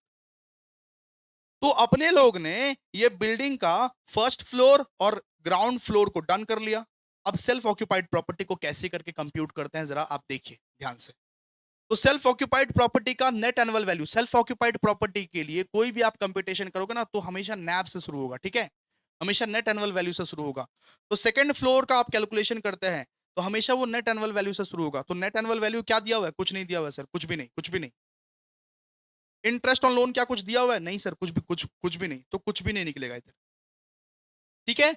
सेल्फ ऑक्यूपाइड प्रॉपर्टी में बस कैलकुलेशन इसी के लिए किया जाता है क्योंकि ये जो इंटरेस्ट ऑन लोन है ना, अगर इसका इंटरेस्ट ऑन लोन रहेगा तो सिर्फ इंटरेस्ट ऑन लोन बैठेगा, बस उसके लिए किया जाता है और कुछ नहीं। सेल्फ ऑक्यूपाइड प्रॉपर्टी में सिर्फ इंटरेस्ट ऑन लोन बैठता है और बाहर निकल जाता है और कुछ भी नहीं बेटा, ठीक है ना। और ये बाहर निकल के क्या हो गया बेटा, ये हो गया इनकम फ्रॉम हाउस प्रॉपर्टी। इसका नाम पड़ा दोस्तों इनकम फ्रॉम हाउस प्रॉपर्टी। यहां पे इंटरेस्ट ऑन लोन कुछ भी नहीं था इसलिए कुछ भी नहीं लिखे, क्लियर है। तो ये हमारा बन गया इनकम फ्रॉम हाउस प्रॉपर्टी। आइए next sum, question number 5। Question number 5 को जरा देखिए आप। क्वेश्चन नंबर 5 में बोला है मिस्टर रॉय। क्वेश्चन नंबर 5 को जरा अच्छे से पढ़िए। Mister Roy is the owner of 3 houses. Mister Roy के पास 3 घर है, house number 1, house number 2, house number 3। और हाउस नंबर 1 ओनर का खुद का रेसिडेंट है, मतलब ये सेल्फ ऑक्यूपाइड प्रॉपर्टी है। House number 1 self occupied property है, खुद रहता है वहां पर। हाउस नंबर 2 में जो भाड़ादार है उसको लगाया है बिजनेस के लिए, ठीक है, मतलब कि वो टेनेंट का बिजनेस है। तो अगर टेनेंट को, अगर अगर अगर आपने किसी आदमी को भाड़ा पे रखा है, अगर वो बिजनेस कर रहा है तो वो कोई फर्क नहीं पड़ता, उसको अपने लोग लेट आउट ही मानते हैं। अगर आप बिजनेस कर रहे हो तब इग्नोर किया जाता, लेकिन आपका भाड़ादार बिजनेस कर रहा है तो आपको कोई फर्क नहीं पड़ना चाहिए। ये लेट आउट प्रॉपर्टी है बेटा, ये लेट आउट प्रॉपर्टी है। और हाउस नंबर 3 जो है वो टेनेंट का रेसिडेंट है, मतलब कि आपने किसी को भाड़ा पे रखा है, तो ये भी एक लेट आउट प्रॉपर्टी है। तो house number 1 self occupied, house number 2 let out और हाउस नंबर 3 भी बेटा लेट आउट। तो तीन तो घर है, ठीक है। यहाँ पे अपने को क्या क्या दिया हुआ है सर? यहाँ पे अपने को म्युनिसिपल वैल्यू दिया हुआ है, सबसे पहली बात। रेंट रिसीव्ड दिया हुआ है, रेंट रिसीव्ड कितना कितना है देखिए, ये सब दिया हुआ है अपने को। फिर म्युनिसिपल टैक्स दिया हुआ है, म्युनिसिपल टैक्स कितना पे किया है ओनर ने, इसका अपने को दिया हुआ है 2400, 3000 और 2000। तो अपने को तो सिर्फ इसका और इसका निकालना है ना। सेल्फ ऑक्यूपाइड प्रॉपर्टी तो एग्जेम्प्ट है, इसका तो कोई टैक्स नहीं लगेगा, नो टैक्स। इसका तो कोई टैक्स नहीं लगेगा, इसका तो सिर्फ इंटरेस्ट ऑन लोन देखा जाएगा, इंटरेस्ट ऑन लोन, बाकी तो कोई टैक्स वैक्स नहीं लगेगा, ठीक है। तो अपने को सिर्फ लेट आउट से मतलब होना चाहिए, लेट आउट से मतलब होना चाहिए, है ना। तो यहाँ पे अपने को दिया म्युनिसिपल टैक्स कितना कितना पे किया, यहाँ पे 2400, यहाँ पे 3000, यहाँ पे 2000। Repair charges paid by owner, ये सब अपने लोग नहीं लेते हैं हाउस प्रॉपर्टी में। रिपेयर चार्जेस, इंश्योरेंस प्रीमियम, ये सब नहीं लेते हैं हाउस प्रॉपर्टी में। ये सब बोका बनाने के लिए तुम लोगों को दिया हुआ है, ऐसे ही दिया हुआ है बोका बनाने के लिए। ये फिर यहाँ पे अपने को दिया interest on loan taken, interest on loan कितना कितना इंटरेस्ट तुम भरते हो for construction of the houses. House number 2 में बोला 3000। और for relative message, for relative, ये मैरिज, रिलेटिव की शादी के लिए भी लोन लिया गया। तो रिलेटिव की शादी के लिए जो लोन लिया गया वो हमारे हाउस के कंटेक्स्ट में नहीं है, सॉरी। रिलेटिव के शादी के लिए जो लोन लिया गया वो क्या हाउस प्रॉपर्टी से रिलेटेड है? नहीं है, तो इस इंटरेस्ट ऑन लोन को आप लोग मत लीजिएगा। सिर्फ हाउस नंबर 2 के इंटरेस्ट ऑन लोन को आप लोग लीजिएगा और बाकी हाउस नंबर 3 का इंटरेस्ट ऑन लोन को मत लीजिएगा, सीधा सा बात। तो हम लोग सबसे पहले क्या निकालते हैं? सबसे पहले अपने लोग निकालते हैं गैप। सबसे पहले अपने को निकालना पड़ता है गैप। ग्रॉस एनुअल वैल्यू हमेशा वर्किंग नोट में निकाल लीजिएगा, आसान पड़ेगा आप लोगों को, ठीक है। तो सबसे पहले देखिए, सबसे पहले अपने लोग गैप निकालेंगे। यहां पे लिखा हुआ है कि वो कंप्यूटेशन ऑफ गैप। तो अपने को क्या दिया हुआ है? अपने को दिया हुआ है gross municipal value, gross municipal value. अच्छा सर, यहाँ पे तो दिया नहीं हुआ है कि वो कौन सा शहर में रहता है, मेट्रो सिटी में रहता है कि नॉन मेट्रो सिटी में रहता है। तो हम लोग कैसे समझे कि ये ग्रॉस म्युनिसिपल वैल्यू है कि नेट म्युनिसिपल वैल्यू है? तो अगर कुछ नहीं दिया हुआ है ना तो समझना कि नॉन मेट्रो सिटी में रहती है ये, नॉन नॉन मेट्रो सिटी में रहता ही है, सीधा सा बात है। अगर नॉन मेट्रो सिटी में रहता है तो gross municipal value is equals to net municipal value. कोई भी फर्क नहीं पड़ेगा, कोई भी फर्क नहीं पड़ेगा, सीधा सा बात है ना? ठीक है, समझ में आया आप लोगों को? तो आइए देखिए, म्युनिसिपल वैल्यू मतलब यही है आपका gross municipal value. Gross gross municipal value कितना कितना दिया है? सिर्फ हाउस नंबर 2 और हाउस नंबर 3 का निकालना है, मतलब सिर्फ लेट आउट प्रॉपर्टी का निकालना है। सेल्फ ऑक्यूपाइड प्रॉपर्टी से कोई मतलब मत रखिएगा। सेल्फ ऑक्यूपाइड प्रॉपर्टी में टैक्स नहीं लगता है बेटा, ये सब नहीं निकलता सेल्फ ऑक्यूपाइड प्रॉपर्टी में। सिर्फ अपने को हाउस नंबर 2 हाउस नंबर 3, क्योंकि हाउस नंबर 2 हाउस नंबर 3 क्या है? Let out. ये दोनों का दोनों घर लेट आउट है, इसीलिए। तो हाउस नंबर 2 और हाउस नंबर 3 का ग्रॉस म्युनिसिपल वैल्यू कितना है? ये 30,000 और 20,000। ठीक है, तो इसी को अपने लोग रीजनेबल एक्सपेक्टेड रेंट मान लेंगे, इसी को अपने लोग रीजनेबल एक्सपेक्टेड रेंट मान लेंगे, बिकॉज और कुछ नहीं दिया हुआ है, और कुछ नहीं दिया हुआ है। अच्छा, और और क्या दिया हुआ है क्वेश्चन में? सर रेंट रिसीव्ड दिया हुआ है। रेंट रिसीव्ड का मतलब क्या होता है? रेंट रिसीव्ड का मतलब होता है बेटा जी एक्चुअल रेंट, एक्चुअल रेंट। ठीक है, तो अपने अपने पास ग्रॉस म्युनिसिपल वैल्यू था, उसी को अपने लोग एक्सपेक्टेड रेंट मान लिए, और एक्चुअल रेंट ले लिया अपने लोग। इसका जो हायर है वही आपका बन गया गैप, वही आपका बन गया गैप। मतलब जो भी इंफॉर्मेशन क्वेश्चन में रहेगा उस हिसाब से अपने को ढलना पड़ेगा। फेयर रेंट, स्टैंडर्ड रेंट नहीं आ रहा है तो कोई दिक्कत नहीं, जो भी है उससे ही आप गैप निकालो। गैप मतलब ग्रॉस एनुअल वैल्यू। तो आपका जो ग्रॉस एनुअल वैल्यू था उसी को आपने रीजनेबल एक्सपेक्टेड रेंट मान लिया, और एक्चुअल रेंट जो क्वेश्चन में दिया हुआ था, इन दोनों का जो आप हायर देखे, हायर आपका क्या बन गया? गैप, गैप बन गया। ठीक है, अब देखिए, अब किस किस तरीके से निकाला जाता है। देखिए, सबसे पहले फॉर्मेट को सजाइएगा कि सबसे पहले फॉर्मेट को सजाइएगा, वो computation of income from house property of mister Roy from for the assessment year relating to the previous year, इस तरीके से आप लिख दीजिएगा। ठीक है, सबसे पहले हाउस नंबर 2 का कैलकुलेशन करते हैं, जो कि लेट आउट है। सबसे पहले लेट आउट घर का कैलकुलेशन आप लोग कर लीजिएगा। ठीक है, तो हाउस नंबर 2 क्या है? लेट आउट है।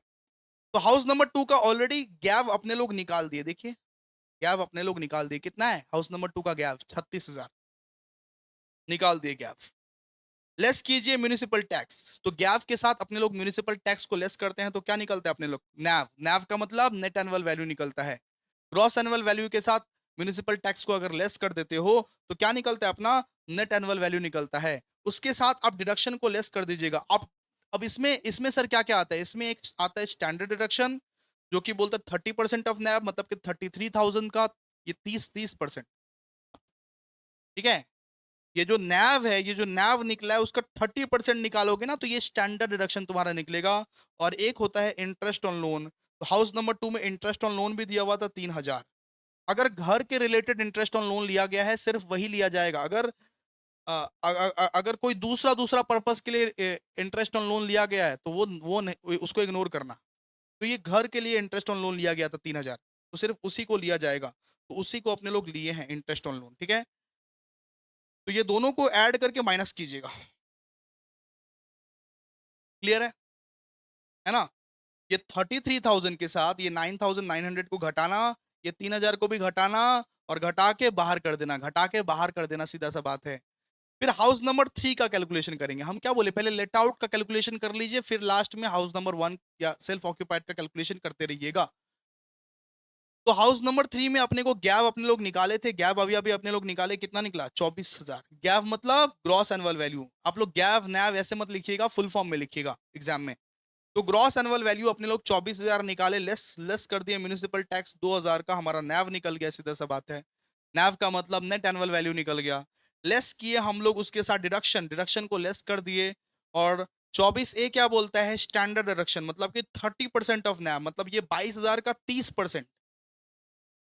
और क्या इंटरेस्ट ऑन लोन है हाउस नंबर 3 में? हाँ भैया, एक इंटरेस्ट ऑन लोन था, क्या इसको ले ले? क्या चप्पल खोल के मारेंगे? नहीं था ये इंटरेस्ट ऑन लोन, ये रिलेटिव रिलेटिव मैथ, ये रिलेटिव के लिए लिया गया था, रिलेटिव के लिए नहीं। सिर्फ कंस्ट्रक्शन ऑफ हाउस प्रॉपर्टी के लिए आप ले सकते हो इंटरेस्ट ऑन लोन, तभी एप्लीकेबल होगा यहाँ पे, वरना नहीं। तो इंटरेस्ट ऑन लोन हाउस से रिलेटेड होना चाहिए, ठीक है। तो यहाँ पे इंटरेस्ट ऑन लोन मत लीजिएगा, सीधा सा बात है, नहीं, मत मत लीजिएगा इंटरेस्ट ऑन लोन। और आपका आ जाएगा यहाँ पे पूरा का पूरा अमाउंट, ये 22,000 के साथ 6,600 को घटा देना, ये 15,400 आ जाएगा। फिर बात करते हैं हाउस नंबर 1 का। हाउस नंबर 1 क्या था? Self occupied. तो सेल्फ ऑक्यूपाइड का कोई भी टैक्स वैक्स नहीं निकलता है, जैसे कि आप लोग को पता है, कोई भी टैक्स नहीं निकलता। सिर्फ इंटरेस्ट ऑन लोन का अगर अमाउंट रहता तो सिर्फ इंटरेस्ट ऑन लोन का अमाउंट बैठता यहाँ पे, और कुछ भी नहीं। हाउस नंबर 1 का सिर्फ इंटरेस्ट ऑन लोन का अमाउंट अगर रहता तो बैठता, नहीं है तो वो भी नहीं बैठेगा। तो हाउस नंबर 1 हमेशा नैव से ही स्टार्ट होगा, मतलब नेट एनुअल वैल्यू से ही स्टार्ट होगा। तो नेट एनुअल वैल्यू कुछ है नहीं, इंटरेस्ट ऑन लोन कुछ है नहीं, तो ये भी सुनिए। और फिर इसको आप जोड़िएगा, इसको ये 20,100 और 15,400 आपका क्या आएगा, इनकम फ्रॉम हाउस प्रॉपर्टी। आपका क्या आएगा, income from house property. I hope आप लोग समझ गए। आइए अब क्वेश्चन नंबर 6 देखते हैं, आइए फटाफट से। Question number 6, question number 6 very important, very important. जो लोग भी इसको नहीं नहीं देखेगा वो बड़ा पछताएगा। दोस्तों बहुत इंपॉर्टेंट है क्वेश्चन नंबर 6, जरा ध्यान से इस क्वेश्चन को पढ़ना है अपने को। देखिए यहाँ पे दिया हुआ है, मोहिनी, मोहिनी, मोहिनी, मोहिनी ओन्स 3 हाउसेस। मोहिनी के पास 3 ठो घर था, मोहिनी के पास 3 ठो घर था बाबू, ठीक है। मतलब मोहिनी के पास 3 ठो घर था और 3 ठो घर में, और तीनों के तीनों बाबू रहते थे उसके, ठीक है, मजाक कर रहा हूं। मोहिनी के पास तीन तीन घर था। The particular of which for the year ended 31st March 2025 R S follows. Mohini के पास 3 घर था। हाउस नंबर 1 जो था वो लेट आउट था। हाउस नंबर 2 सेल्फ ऑक्यूपाइड था। House number 3 for own business, खुद के बिजनेस के लिए। मोहिनी ने खुद के बिजनेस के लिए हाउस नंबर 3 रखा था। सर आपने सिखाया था कि अगर अपने ही सेल्फ ऑक्यूपाइड प्रॉपर्टी में खुद बिजनेस करते हो तो इसको अपने एक्स की तरह इग्नोर करना, तो इग्नोर कर दिए, मत लेना इसको, सीधा इग्नोर, लेना ही मत, क्वेश्चन का पार्ट ही नहीं रहेगा ये।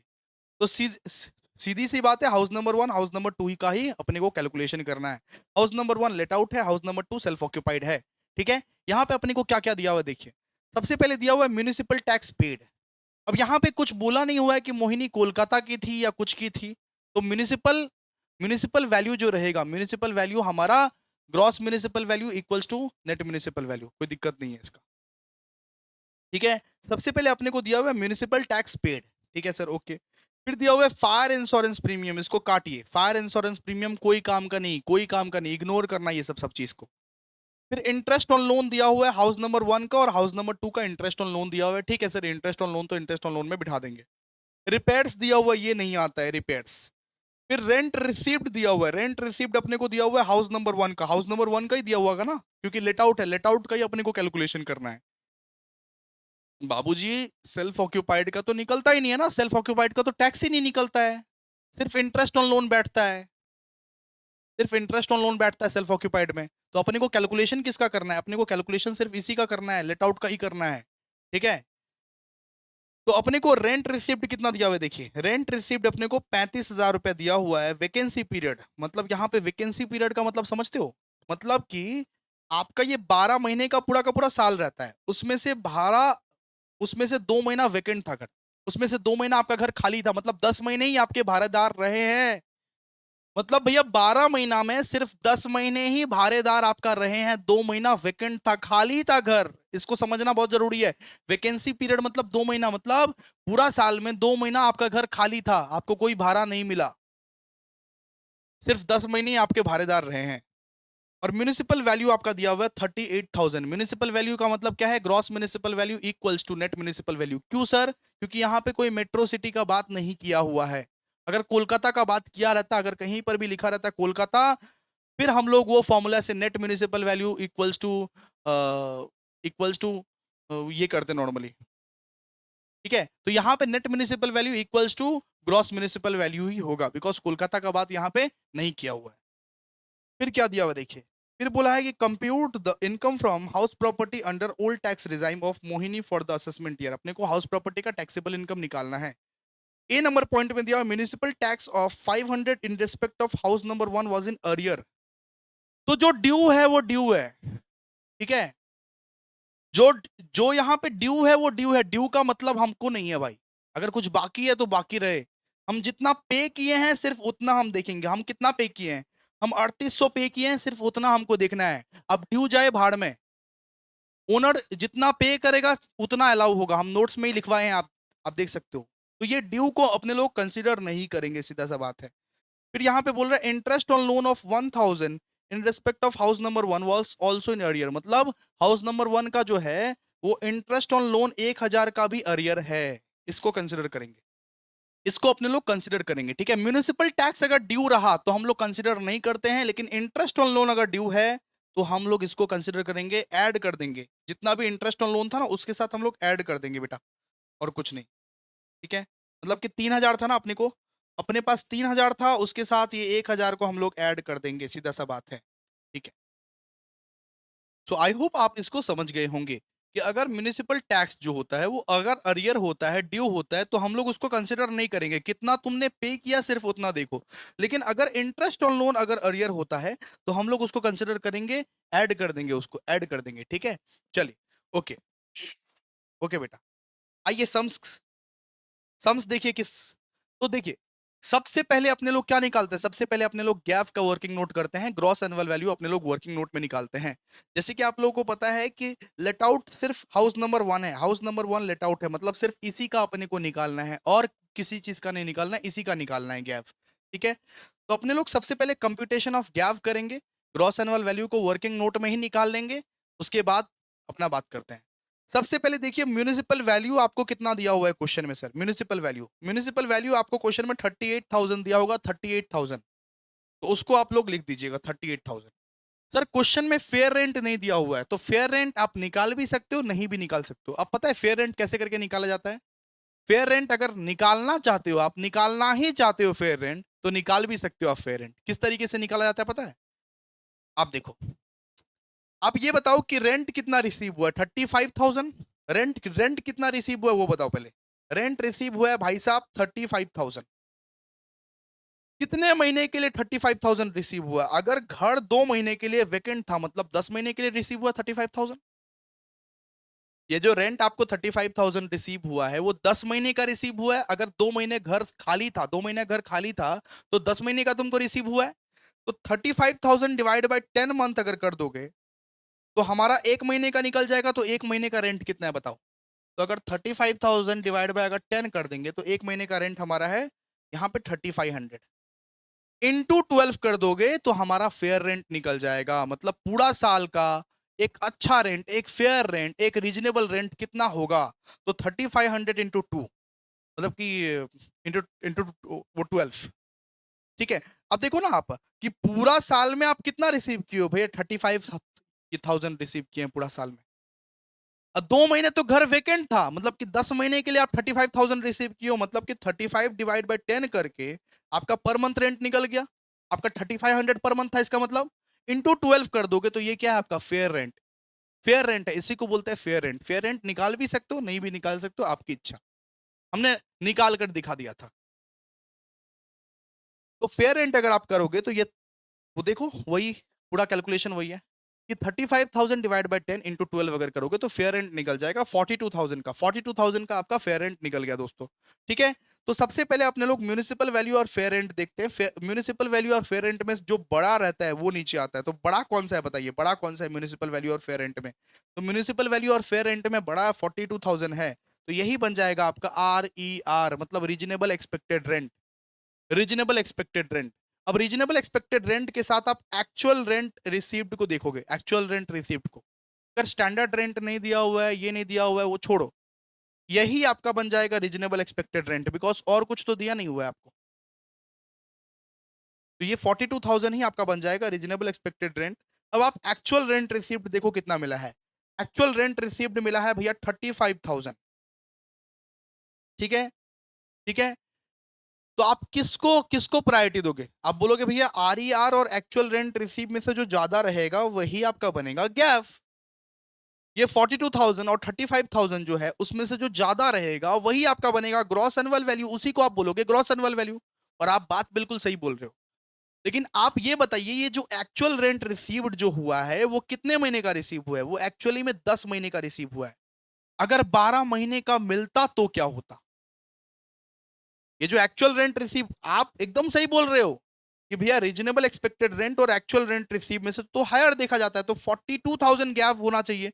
आप यहां पे 35,000 किस लिए लिखे? आप ये बताइए एक्चुअल रेंट रिसीव जो हुआ है वो कितने महीने का हुआ है? वो 10 महीने का रिसीव हुआ है। अगर 12 महीने का रिसीव होता, 12 महीने का रिसीव हो जाता तो कितने का होता बताइए?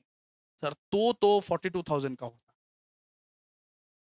एक्चुअल रेंट रिसीव्ड तो 10 महीने का रिसीव हुआ है, लेकिन अगर वो 12 महीने का रिसीव हो जाता तो कितने महीने का होता? कितने महीने का होता? वो 3500 इंटू 12 मतलब 42,000 होता वो। तो उस केस में तो बेटा, उस केस में तो 42,000 ही आपका उस उस केस में तो आप इसी को प्रायोरिटी देते। उस केस में तो ये एक्चुअल रेंट रिसीव को ही आप प्रायोरिटी देते, है कि नहीं बताइए। तो इसीलिए ये एक्चुअल रेंट रिसीव 10 महीने में अगर ये 35,000 कमा ले रहा है तो 12 महीने में तो ऑफकोर्स 42,000 रुपया कमा ही लेगा। तो इसीलिए यही आपका बन जाएगा गैप। इसीलिए इसी इसी को आप बोलोगे, ये 35,000 को ही आप बोल दोगे गैप। क्यों सर? क्योंकि ये एक्चुअल रेंट तो 10 महीने में अगर 35,000 कमा ले रहा है तो 12 महीने में तो 42,000 वो कमा ही लेगा। इसीलिए यही आपका बन जाएगा गैप। तो आइए ना एक बार वर्किंग वर्किंग नोट चेक कीजिए ना, वर्किंग नोट। देखिए actual rent is less than R yard due to vacancy, मतलब यहाँ पे देखिए, यहाँ पे आप देखोगे कि रीजनेबल एक्सपेक्टेड रेंट जो है वो 42,000 है और एक्चुअल रेंट जो है वो 35,000 है। आप बोलोगे रीजनेबल एक्सपेक्टेड रेंट बड़ा है, एक्चुअल रेंट छोटा है। लेकिन क्यों है छोटा? वैकेंसी के कारण। 2 महीने का वैकेंसी के कारण वो छोटा है। अगर 2 महीने का वैकेंसी ना रहता बेटा तो ये भी 42,000 आज होता और इसी को आप लोग गैप मान लेते। इसी एक्चुअल रेंट रिसीव को आप लोग गैप मान लेते। तो यहां पे लिखा हुआ actual rent is less than RER due to vacancy, otherwise actual rent would have been 42,000। So तो इसीलिए अपने लोग ये 35,000 को ही गैप मान ले रहे हैं, क्योंकि 10 महीने में अगर ये 35,000 कमा ले रहा है तो 12 महीने में तो ऑफ कोर्स ये 42,000 कमा लेगा। इसीलिए ये 35,000 को ही अपने लोग गैप मान लेंगे। क्या आपको समझा ये कंसेप्ट? एक बार आप लोग काइंडली ये कमेंट में बताइए और बहुत सारे क्वेश्चंस करवाऊंगा ऐसे ऐसे, चिंता मत कीजिए। ठीक है, तो आपका गैप कितना निकला? फिर गैप हमारा निकला 35,000। हालांकि ये 42,000 ज्यादा है। आपका पर्सपेक्टिव सही है कि 42,000 और 35,000 में तो ये 42,000 ज्यादा है, मतलब कि ग्रेटर तो 42,000 है, गैप तो 42,000 को निकलना चाहिए था। लेकिन ये एक्चुअल रेंट तो 10 महीने का ही रिसीव हुआ ना, और 2 महीने अगर रिसीव होता तो 42,000 हो तो जाता ना, हो तो जाता ना। इसमें कैपेबिलिटी तो है ना, इसमें दम तो है ना। इसीलिए हम लोग इसका कैपेबिलिटी को चेक किए और इसी 35,000 को हम लोग लिख दिए। तो जब जब वैकेंसी पीरियड हो ये चेक करना कि वो क्या रीजनेबल एक्सपेक्टेड रेंट 12 महीना में भी कैलकुलेट हो जाएगा क्या? क्या 12 महीने का अगर आप एक्चुअल रेंट रिसीव ये कैलकुलेट कर रहे हो, क्या वो रीजनेबल एक्सपेक्टेड रेंट को यहां पे वो कंपटीशन दे सकता है क्या? वो ये चेक करना आप लोग। तो ये 35,000 ही आपका क्या है? Gross annual value, gross annual value. ठीक है, और हमने एज्यूम किया है कि ये नॉन मेट्रो सिटी में रहती है, मतलब gross municipal value is equals to net municipal value. तो म्यूनिसिपल वैल्यू में कोई भी चेंज नहीं आएगा अगर वो नॉन मेट्रो सिटी में रहती है तो। ठीक है, ये नोट्स कहाँ मिलेगा भैया? ये नोट्स आप लोग को टेलीग्राम चैनल पर मिल जाएगा, बार बार बोल दिया आप लोग। तो इस वाले क्वेश्चन में, ऐसे वर्किंग नोट आपको बनाना जरूरी है, ऐसे लिखना आपको जरूरी है कि actual rent is less than RER. मैं मानता हूं कि रीजनेबल एक्सपेक्टेड रेंट से एक्चुअल रेंट जो है वो कम है, लेकिन वो वैकेंसी के वजह से कम है। अगर वैकेंसी ना रहती तो एक्चुअल रेंट 42,000 होता, एक्चुअल रेंट 42,000 होता। इसीलिए हम गैप को ही एक्चुअल रेंट मानते हैं, हम एक्चुअल रेंट ही गैप मानते हैं। ये नोटिफाई करना पड़ेगा, स्क्रीनशॉट ले लीजिए इसका। ठीक है, क्लियर है? अब इसका सम्स कैसे बनाएंगे सर? सम्स तो बहुत सिंपल है, फॉर्मेट में बस उतारना है। तो हाउस नंबर 1 क्या था बेटा? हाउस नंबर 1 लेट आउट था, हाउस नंबर 1 लेट आउट था। तो ग्रॉस एनुअल वैल्यू से स्टार्ट करेंगे, ग्रॉस एनुअल वैल्यू से स्टार्ट करेंगे। ग्रॉस एनुअल वैल्यू कितना निकला? 35,000 निकला। लेस कीजिए म्यूनिसिपल टैक्स, म्यूनिसिपल टैक्स कितना? 3800 म्यूनिसिपल टैक्स है। जितना पे किए हो सिर्फ उतना, जो अरियर वरियर है, अरियर वरियर को कंसिडर मत करना है म्यूनिसिपल टैक्स के लिए, अरियर को कंसिडर मत करना। तो यहां से आपका निकला, यहां से 31,200 निकला आपका नेट एनुअल वैल्यू। नैव आपका कितना निकला? 31,200। अब इसमें से आप लोग बहुत सारा चीज डिडक्शन करोगे। क्या क्या डिडक्शन करेंगे sir? Standard deduction. Standard deduction क्या होता है? 30% ऑफ नैब, मतलब ये जो 31,200 है इसका 30%, जो कि आपका आएगा 9,360। ठीक है, फिर आप लोग इसमें लोगे interest on loan. Interest on loan बोला है, इंटरेस्ट ऑन लोन बोला है कि हाउस नंबर 1 का अरियर था, 1,000 का इंटरेस्ट ऑन लोन अरियर था। अगर इंटरेस्ट ऑन लोन का ड्यू रहेगा तो उसको कंसिडर करना, मतलब 3,000 प्लस 1,000, 4,000 का इंटरेस्ट ऑन लोन। तो 4,000 का इंटरेस्ट ऑन लोन आपका यहाँ पे क्या आ जाएगा? 17,840। बस हो गया। अब हाउस नंबर 2 क्या था बताओ? हाउस नंबर 2 सेल्फ ऑक्यूपाइड था। सेल्फ ऑक्यूपाइड का सिर्फ इंटरेस्ट ऑन लोन का कंप्यूटेशन करते हैं और बाकी कुछ नहीं। तो सेल्फ ऑक्यूपाइड नैब से ही शुरू होगा, मतलब नेट एनुअल वैल्यू से ही शुरू हुआ होगा। तो नेट एनुअल वैल्यू ये सेल्फ ऑक्यूपाइड प्रॉपर्टी का कुछ भी नहीं है। और इंटरेस्ट ऑन लोन सिर्फ लीजिएगा, मतलब 24 बी सिर्फ लेंगे इसके। Interest on loan, interest on loan कितना था 4800, माइनस में लीजिएगा, माइनस में। इसको आप माइनस करते हैं ना, इंटरेस्ट ऑन लोन को माइनस करते हैं ना भाई, तो माइनस में लीजिएगा। तो ये माइनस में 4800 अगर लेंगे तो ये बाहर भी माइनस में ही आएगा 4800। सेल्फ ऑक्यूपाइड प्रॉपर्टी का इंटरेस्ट ऑन लोन कितना था होले, 4800 था ना। तो ये भी अगर माइनस में लेंगे तो ये माइनस में ही आएगा, बिकॉज इसमें कुछ भी नहीं है असल। तो आपका इनकम फ्रॉम हाउस प्रॉपर्टी कितना आएगा, ये 13,046। सिंपल सा बात है, सिंपल सा क्वेश्चन है, कुछ भी है नहीं क्वेश्चन में। ठीक है, आइए क्वेश्चन नंबर 10, रिवाइज कर लीजिएगा इसको अच्छे से। आई होप मैंने अपना बेस्ट दिया है गाइस। काइंडली आप लोग कमेंट कीजिए, कमेंट आप लोग नहीं कर रहे हो बिल्कुल। ठीक है, आइए क्वेश्चन नंबर 10। क्वेश्चन नंबर 10 को जरा अच्छे से पढ़िए, अच्छे से, ठीक है। चलिए, श्री साहा, ओ श्री केमन अच्छो Shri. Shri Saha, Shri Saha is the owner of 3 houses, मतलब श्री साहा के घर, श्री साहा के पास 3 घर थे। कहाँ थे सर, दुर्गापुर में। तो दुर्गापुर क्या है, non metro city. Non metro city, non metro city का मतलब क्या है भैया, कि gross municipal value equals to net municipal value. Gross municipal value के बराबर ही नेट म्युनिसिपल वैल्यू है, तो कोई दिक्कत नहीं है। ठीक है, house number 1, house number 2, house number 3 यहाँ पे अपने को दिया हुआ है बेटा। ठीक है, अब यहाँ पे कंस्ट्रक्शन कंप्लीटेड ऑन, ये सब अभी नहीं पढ़ना है, ये सब अभी नहीं पढ़ना है, जब इसको पढ़ाएंगे तब आपको पढ़ना है। ठीक है, अभी आप मत पढ़िए, अभी आप इन सब चीजों पे ध्यान मत दीजिए। आप अभी कंसेप्ट सीखिए, क्या क्या कंसेप्ट है। सबसे पहला वाला घर बोला है कि लेट आउट है। सबसे पहला वाला घर हाउस नंबर 1 लेट आउट है। दूसरा वाला घर बोला है सेल्फ ऑक्यूपाइड, और तीसरा वाला घर बोला है लेट आउट है। मतलब कि ये टैक्स कैलकुलेशन किसका किसका होगा, हाउस नंबर 3 का और हाउस नंबर 1 का। जो लेट आउट है, जो लेट आउट प्रॉपर्टी है, सिर्फ उसी का टैक्स कैलकुलेशन होता है। बिल्कुल सर, यहाँ पे अपने को इन्फॉर्मेशन दिया हुआ है, यहाँ पे अपने को म्यूनिसिपल वैल्यू दिया हुआ है, rent received, fair rent, interest on loan, municipal tax दिया हुआ है, म्यूनिसिपल टैक्स अपने को दिया हुआ है, और वैकेंसी पीरियड दिया हुआ है। वैकेंसी पीरियड देखिए, हाउस नंबर 1 का 2 महीने का वैकेंसी पीरियड दिया हुआ है। 2 महीने का हाउस नंबर 1 का वैकेंसी पीरियड अपने को दे के रखा है। मतलब वही सोचना पड़ेगा पिछला वाला सम के जैसा। ठीक है, फिर बोला है कि compute his income from house property under old tax regime. चलिए आइए फटाफट से देखिए किस तरीके से निकालते हैं, जरा देखिए आप लोग। सबसे पहले अपने लोग वर्किंग नोट में क्या करते हैं, वर्किंग नोट में सबसे पहले गैव निकालते हैं, ग्रॉस एनुअल वैल्यू निकालते हैं। सबसे पहले ग्रॉस एनुअल वैल्यू निकालिएगा, तब जाके क्वेश्चन को स्टार्ट कीजिएगा। ठीक है, तो वर्किंग नोट में हम लोग करते हैं कि calculation of gross annual value, house number 1 का और हाउस नंबर 3 का, हाउस नंबर 1 का, हाउस नंबर 3 का। ठीक है, म्यूनिसिपल वैल्यू, म्यूनिसिपल वैल्यू कितना कितना दिया हुआ है, म्यूनिसिपल वैल्यू हाउस नंबर 1 का 1 लाख दिया हुआ है, हाउस नंबर 3 का 1,80,000 दिया हुआ है। पेयर रेंट कितना दिया हुआ है, हाउस नंबर 1 का 1 लाख, वो 10,400 दिया हुआ है, और हाउस नंबर 3 का 1,60,000 दिया हुआ है। म्यूनिसिपल वैल्यू और फेयर रेंट में से जो हायर है उसको नीचे उतारो, जो हायर है उसको नीचे उतारो, नाम देना रीजनेबल एक्सपेक्टेड रेंट, नाम देना रीजनेबल एक्सपेक्टेड रेंट। अब और क्या दिया हुआ है सर, और दिया हुआ है सर एक्चुअल रेंट रिसीव्ड दिया हुआ है अपने को, एक्चुअल रेंट रिसीव्ड दिया हुआ है। देखिए अपने को क्या दिया हुआ है, एक्चुअल रेंट रिसीव्ड दिया हुआ है। ये 1 लाख और 1,56,000, 1 लाख और 1,56,000। तो यहाँ पे देखिए हाउस नंबर 1 में एक्चुअल रेंट रिसीव कितना है, 1 लाख और 1,56,000। अब हिसाब से देखा जाए तो आरईआर और एक्चुअल रेंट रिसीव जो होता है उसमें जो हायर रहता है, उसमें जो हायर रहता है वही नीचे आता है, वही नीचे आता है ना। उसी को अपने लोग बोलते हैं गैप।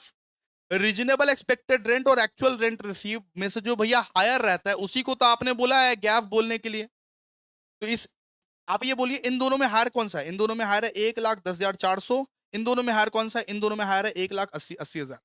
लेकिन आप देखिए हाउस नंबर 1 में ना वैकेंसी दिया हुआ है, 2 महीना वैकेंट था घर। तो ये जो भाड़ा है, ये जो रेंट रिसीव्ड है, हाउस नंबर 1 का बात कर रहे हैं, हाउस नंबर 1 का ये जो 1 लाख रुपया आप रिसीव किए हो, ये 10 महीने का रिसीव किए हो, ये सिर्फ 10 महीने में रिसीव हुआ है। अगर 12 महीने में ये 1 लाख रुपया रिसीव होता तो इससे ज्यादा होता कि नहीं बताइए। अगर 1 लाख रुपया 10 महीने में रिसीव हो रहा है, आप खुद बोलिए ना, अगर मान लीजिए 1 लाख रुपया अगर 10 महीने में रिसीव हो रहा है तो एक महीने का कितना, तो 1 lakh divide by 10, 1 lakh divide by 10 अगर करेंगे तो एक महीने का निकल जाएगा। तो 1 लाख डिवाइड बाय 10 महीने किए हमारा निकल गया ये 10,000। ठीक है, तो अगर 10 महीने में ये 1 लाख कमा ले रहा है तो 12 महीने में ये कितना कितना कमाएगा? तो 12 महीने में ये कमाएगा 1,20,000। तो ये तो इससे ज्यादा है बेटा। हाउस नंबर 1 का अगर बात करें तो ये 10 महीने में अगर 1 लाख कमा ले रहा है तो 12 महीने में तो इससे ज्यादा कमाएगा। ये जो रीजनेबल एक्सपेक्टेड रेंट जिससे तुमने कंपेयर किया, इससे वो ज्यादा कमाएगा। तो उस हिसाब से, उस पर्सपेक्टिव से देखो तो ये 1 लाख वाले को चांस मिलना चाहिए बेटा, ये एक्चुअल रेंट वाले को चांस मिलना चाहिए। बिकॉज ये 10 महीने में 1 लाख रुपए कमा ले रहा है तो 12 महीने में तो ये 1,20,000 कमा लेगा। वो तो वैकेंसी था, वो तो वैकेंसी था, इस वजह से वो 1 ही लाख रुपया कमाया है। वरना अगर वैकेंसी ना रहता तो वो 1,20,000 रुपया कमाता और यही हाईएस्ट रहता, यही हाईएस्ट रहता। तो इसीलिए गैप यहाँ पे 1 लाख को ही हम लोग मान लिए हैं, 1 लाख को ही मान लिए हैं। देखिए ना, लिखिए, हम लोग नोट्स में भी लिखे हैं, नोट्स में इस तरीके से लिखना पड़ेगा। Since actual rent is less than RER, हम मानते हैं कि रीजनेबल एक्सपेक्टेड रेंट से आरईआर जो है वो कम है, हम मानते हैं सर, लेकिन वो वैकेंसी के लिए कम है। But due to vacancy of 2 month, अगर वैकेंसी ना रहता, अगर वैकेंसी ना रहता तो 1,20,000 रेंट रहता, 12 महीने का 1,20,000 रेंट रहता। इसीलिए हम लोग ये 1 लाख को ही अपना गैप मान ले रहे हैं। बिकॉज 10 महीने में अगर ये 1 लाख कमा ले रहा है तो 12 महीने में ऑफकोर्स 1,20,000 कमा लेगा। तो इसी को अपने लोग गैप समझ लिए हैं। और सेकंड वाला कंडीशन में तो वैकेंसी वैकेंसी वाला कोई बात ही नहीं था। सेकंड वाला हाउस में, हाउस नंबर 3 में क्या वैकेंसी वैकेंसी का कुछ बात था क्या? नहीं। तो उसमें नॉर्मल ही फॉलो होगा, आरईआर और एक्चुअल रेंट में जो हायर रहेगा उसी को लिख दिया जाएगा। मतलब 1,80,000 यहाँ पे होगा। जहां पे वैकेंसी का बात हो वहां पे ये थॉट सोचिएगा, वहां पे ये सोचिएगा कि अगर ये 10 महीने में इतना इतना कमा लिया तो 12 महीने में कितना कितना वो कमा लेगा। अगर 12 महीने में जितना वो कमाएगा, क्या आरईआर से वो ज्यादा है, रीजनेबल एक्सपेक्टेड रेंट से वो ज्यादा है? अगर वो ज्यादा है 12 महीने का, तब उसी अमाउंट को लिख दीजिएगा जो वो कमाया है। मतलब हाउस नंबर 1 में आप देख सकते हो एक्चुअल रेंट रिसीव, ये 10 महीने का 1 लाख रुपया कमा रहा है तो 12 महीने का भाई 1,20,000 कमा लेगा। 1,20,000 कमा लेगा तो 1,10,400 की क्या औकात, क्या औकात 1,10,400 की, उसे तो हायर ही है। तो यहाँ पे प्रतिभा देखो, बोल रहा है कि 10 महीने में 1 लाख अगर कमा ले रहा है तो 12 महीने में 1,20,000 कमा लेगा। इसीलिए हम ये 1 लाख को ही चांस दे देंगे। ये 1 लाख को ही हम गैप कंसिडर कर लेंगे। ठीक है। तो हाउस नंबर 1 का गैप है 1 लाख और हाउस नंबर 3 का गैप है 1,80,000। ठीक है। आइए अब देखिए जरा ध्यान से, अब अपने को क्या करना है, अब अपने को सम बनाना है, सीधा सा बात है। तो ऊपर में लिख दीजिएगा कि computation of income from house property for the assessment year 2025-26 लिख दीजिएगा। यहाँ पे पर्टिकुलर, यहाँ पे डिटेल्स, यहाँ पे अमाउंट। सबसे पहले हाउस नंबर 1 का कैलकुलेशन करते हैं। हाउस नंबर 1 क्या था? हाउस नंबर 1 लेट आउट था, उसका पहले कैलकुलेशन करते हैं अपने लोग। तो हाउस नंबर 1 का गैप कितना निकला? हाउस नंबर 1 का गैप जितना भी निकला 1 लाख, उसको लिख, उसको ऐसे करके लिख लिख दीजिएगा और ब्रैकेट में लिख दीजिएगा वर्किंग नोट नंबर 1। ठीक है। गैप मत लिखिएगा, ग्रॉस एनुअल वैल्यू आप लोग लिखिएगा, फुल फॉर्म लिखिएगा काइंडली। ठीक है। तो हाउस नंबर 1 का गैप कितना था? 1 लाख। म्यूनिसिपल टैक्स कितना था? 10,000। म्यूनिसिपल टैक्स कितना था? 10,000। ठीक है। निकलेगा कितना सर? 90,000। अब इसमें से कुछ अपने को डिडक्शन करने हैं, कुछ अपने को डिडक्शन करने हैं। सबसे पहला deduction standard deduction. Standard deduction बोलता है 30% ऑफ नैव। मतलब ये जो नैव निकला है उसका 30%, वो कितना होता है सर? 27,000। और फिर दूसरा interest on loan. Interest on loan कितना बोला हुआ है क्वेश्चन में? देखो तो, इंटरेस्ट ऑन लोन क्वेश्चन में बोला हुआ है कि 12,000 इंटरेस्ट ऑन लोन दिया हुआ है। देखिए ग्रीन से हाईलाइट कर रहा हूं, देखिए ये 12,000 इंटरेस्ट ऑन लोन दिया हुआ है। तो 12,000 इंटरेस्ट ऑन लोन ले लिए, मतलब कि 39,000 ले लिए। और ये 90,000 से 39,000 को लेस कर दिया, हमारा 51,000 यहाँ पे निकल गया। सिंपल सा बात। अब हाउस नंबर 3 क्या है गाइज? अगर आपको समझ में आ रहा है ना, अगर आपको बहुत अच्छा लग रहा है ये सेशन, यहां तक पहुंच चुके हो गाइज, बहुत आगे जाओगे, बहुत आगे बढ़ोगे, काइंडली एक कमेंट कर दीजिए गाइज। काइंडली मुझे भी तो पता चले कि मेरे बच्चों को समझ में आ रहा है कि नहीं आ रहा है भाई। काइंडली एक कमेंट कर दे, लाइक कर दे, शेयर कर दे भाई प्लीज। अब भाई है तू मेरा, बहन बहन है तू मेरी, रिस्पॉन्सिबिलिटी है तू मेरा। काइंडली आप लोग कमेंट कीजिएगा, इस काइंडली आप लोग लाइक कीजिए, कमेंट कीजिए, शेयर कीजिए। आप लोगों को बात समझ में नहीं आती? आप मेरे फैमिली हो, आप मेरे दिल के हिस्से हो, आप मेरे दिल में बसते हो बेटा। आप ही सपोर्ट नहीं करोगे, कमेंट नहीं करोगे, लाइक नहीं करोगे तो कौन करेगा? आप ही तो हो मेरे दिल में, आप ही तो हो मेरे फैमिली, मेरी फैमिली में और कौन है? मेरी मम्मी है नहीं, मेरे पापा है, आप ही तो हो, मैं स्टूडेंट्स को ही तो समझता हूँ अपनी फैमिली। तो एक फैमिली ही दूसरी फैमिली को सपोर्ट नहीं करेगी तो बेटा क्या फैमिली। तो काइंडली आप लोग व्हाट्सएप ग्रुप से जुड़िए और टेलीग्राम ग्रुप से जुड़िए और शेयर कीजिए ये सारे वीडियोस को। आपका दिन शुभ रहे भाई। एक कमेंट कर दो अच्छे से, समझ में आ रहा है कि नहीं आ रहा है, एफर्ट लग रहा है ना इसमें। अब देख रहे हो कितना एफर्ट लग रहा है। चलो, ये छोटे भाई बहन हो तुम लोग मेरे, जो कर सकता हूं, जो कर पाऊंगा वो करूंगा, आखिरी सांस तक, मरते दम तक करूंगा जो जो कर पाऊंगा। छोटे भाई बहन हो तुम मेरे। तुम एकदम टेंशन मतलब, तुम्हारे अभिषेक भैया तुम्हारे साथ खड़े हैं, ठीक है। चलो आ जाओ, मेरे ये सब मेरे दिल की बात थी। ओके, चलिए हाउस नंबर 3 का अगर बात करते हैं, हाउस नंबर 3 लेट आउट का बात करते हैं। हाउस नंबर 3 किसका बात करते हैं, लेट आउट का। तो हाउस नंबर 3 का भी बात करते हैं अपने लोग, आइए। तो यहाँ पे 51,000 इसको अपने क्लोज कर दिया, हाउस नंबर 1 खत्म हो गया। फिर हाउस नंबर 3 का बात करते हैं। तो हाउस नंबर 3 का भी ग्रॉस एनुअल वैल्यू बिठाइएगा, माइनस कीजिएगा म्युनिसिपल टैक्स और आपका नेट एनुअल वैल्यू निकल जाएगा। ग्रॉस एनुअल वैल्यू माइनस कीजिएगा म्युनिसिपल टैक्स और आपका नेट एनुअल वैल्यू निकल जाएगा, एज सिंपल एज दैट। फिर आप लोगों को यहाँ पे लिखना डिडक्शन अंडर सेक्शन 24, और डिडक्शन में स्टैंडर्ड, सबसे पहले आप लोग लीजिएगा स्टैंडर्ड डिडक्शन, जो कि क्या है 30% ऑफ नैप, 30% ऑफ नैप। मतलब इसका 30%, भैया 1,62,000 का 30% लीजिएगा और इंटरेस्ट ऑन लोन जितना भी है बिठा दीजिएगा। हाउस नंबर 3 का भी इंटरेस्ट ऑन लोन था, जितना भी है बिठा दीजिएगा, माइनस करके अमाउंट निकाल दीजिएगा, ठीक है। फिर हाउस नंबर 2 का बात करेंगे। हाउस नंबर 2 क्या था, self occupied. Self occupied property जो रहता है वो नैब से ही स्टार्ट होता है, नेट एनुअल वैल्यू से ही स्टार्ट होता है। तो नेट एनुअल वैल्यू कुछ नहीं दिया हुआ रहेगा कभी। और सेल्फ ऑक्यूपाइड प्रॉपर्टी में सिर्फ इंटरेस्ट ऑन लोन को ही माइनस करते हैं। इंटरेस्ट ऑन लोन कितना है, 12,500 का, उसको माइनस करके बस, और क्या, उसको उसको माइनस करके आप यहाँ पे बाहर बिठा देना, बस हो गया, ठीक है ना। तो ये सब सम्स आपको क्या समझ में आया। ये सब सम्स अगर आपको समझ में आया तो पार्ट बी में इंटरेस्ट ऑन लोन का कंसेप्ट आएगा और प्री कंस्ट्रक्शन पोस्ट कंस्ट्रक्शन का ये कंसेप्ट आएगा दोस्तों। बहुत अच्छे से समझाए हैं ये सब सारे कंसेप्ट, अगर आपको समझ में आ गए तो आप रॉक कर रहे हो गाइस। काइंडली एक कमेंट लाइक शेयर कर दीजिएगा। Thank you so much.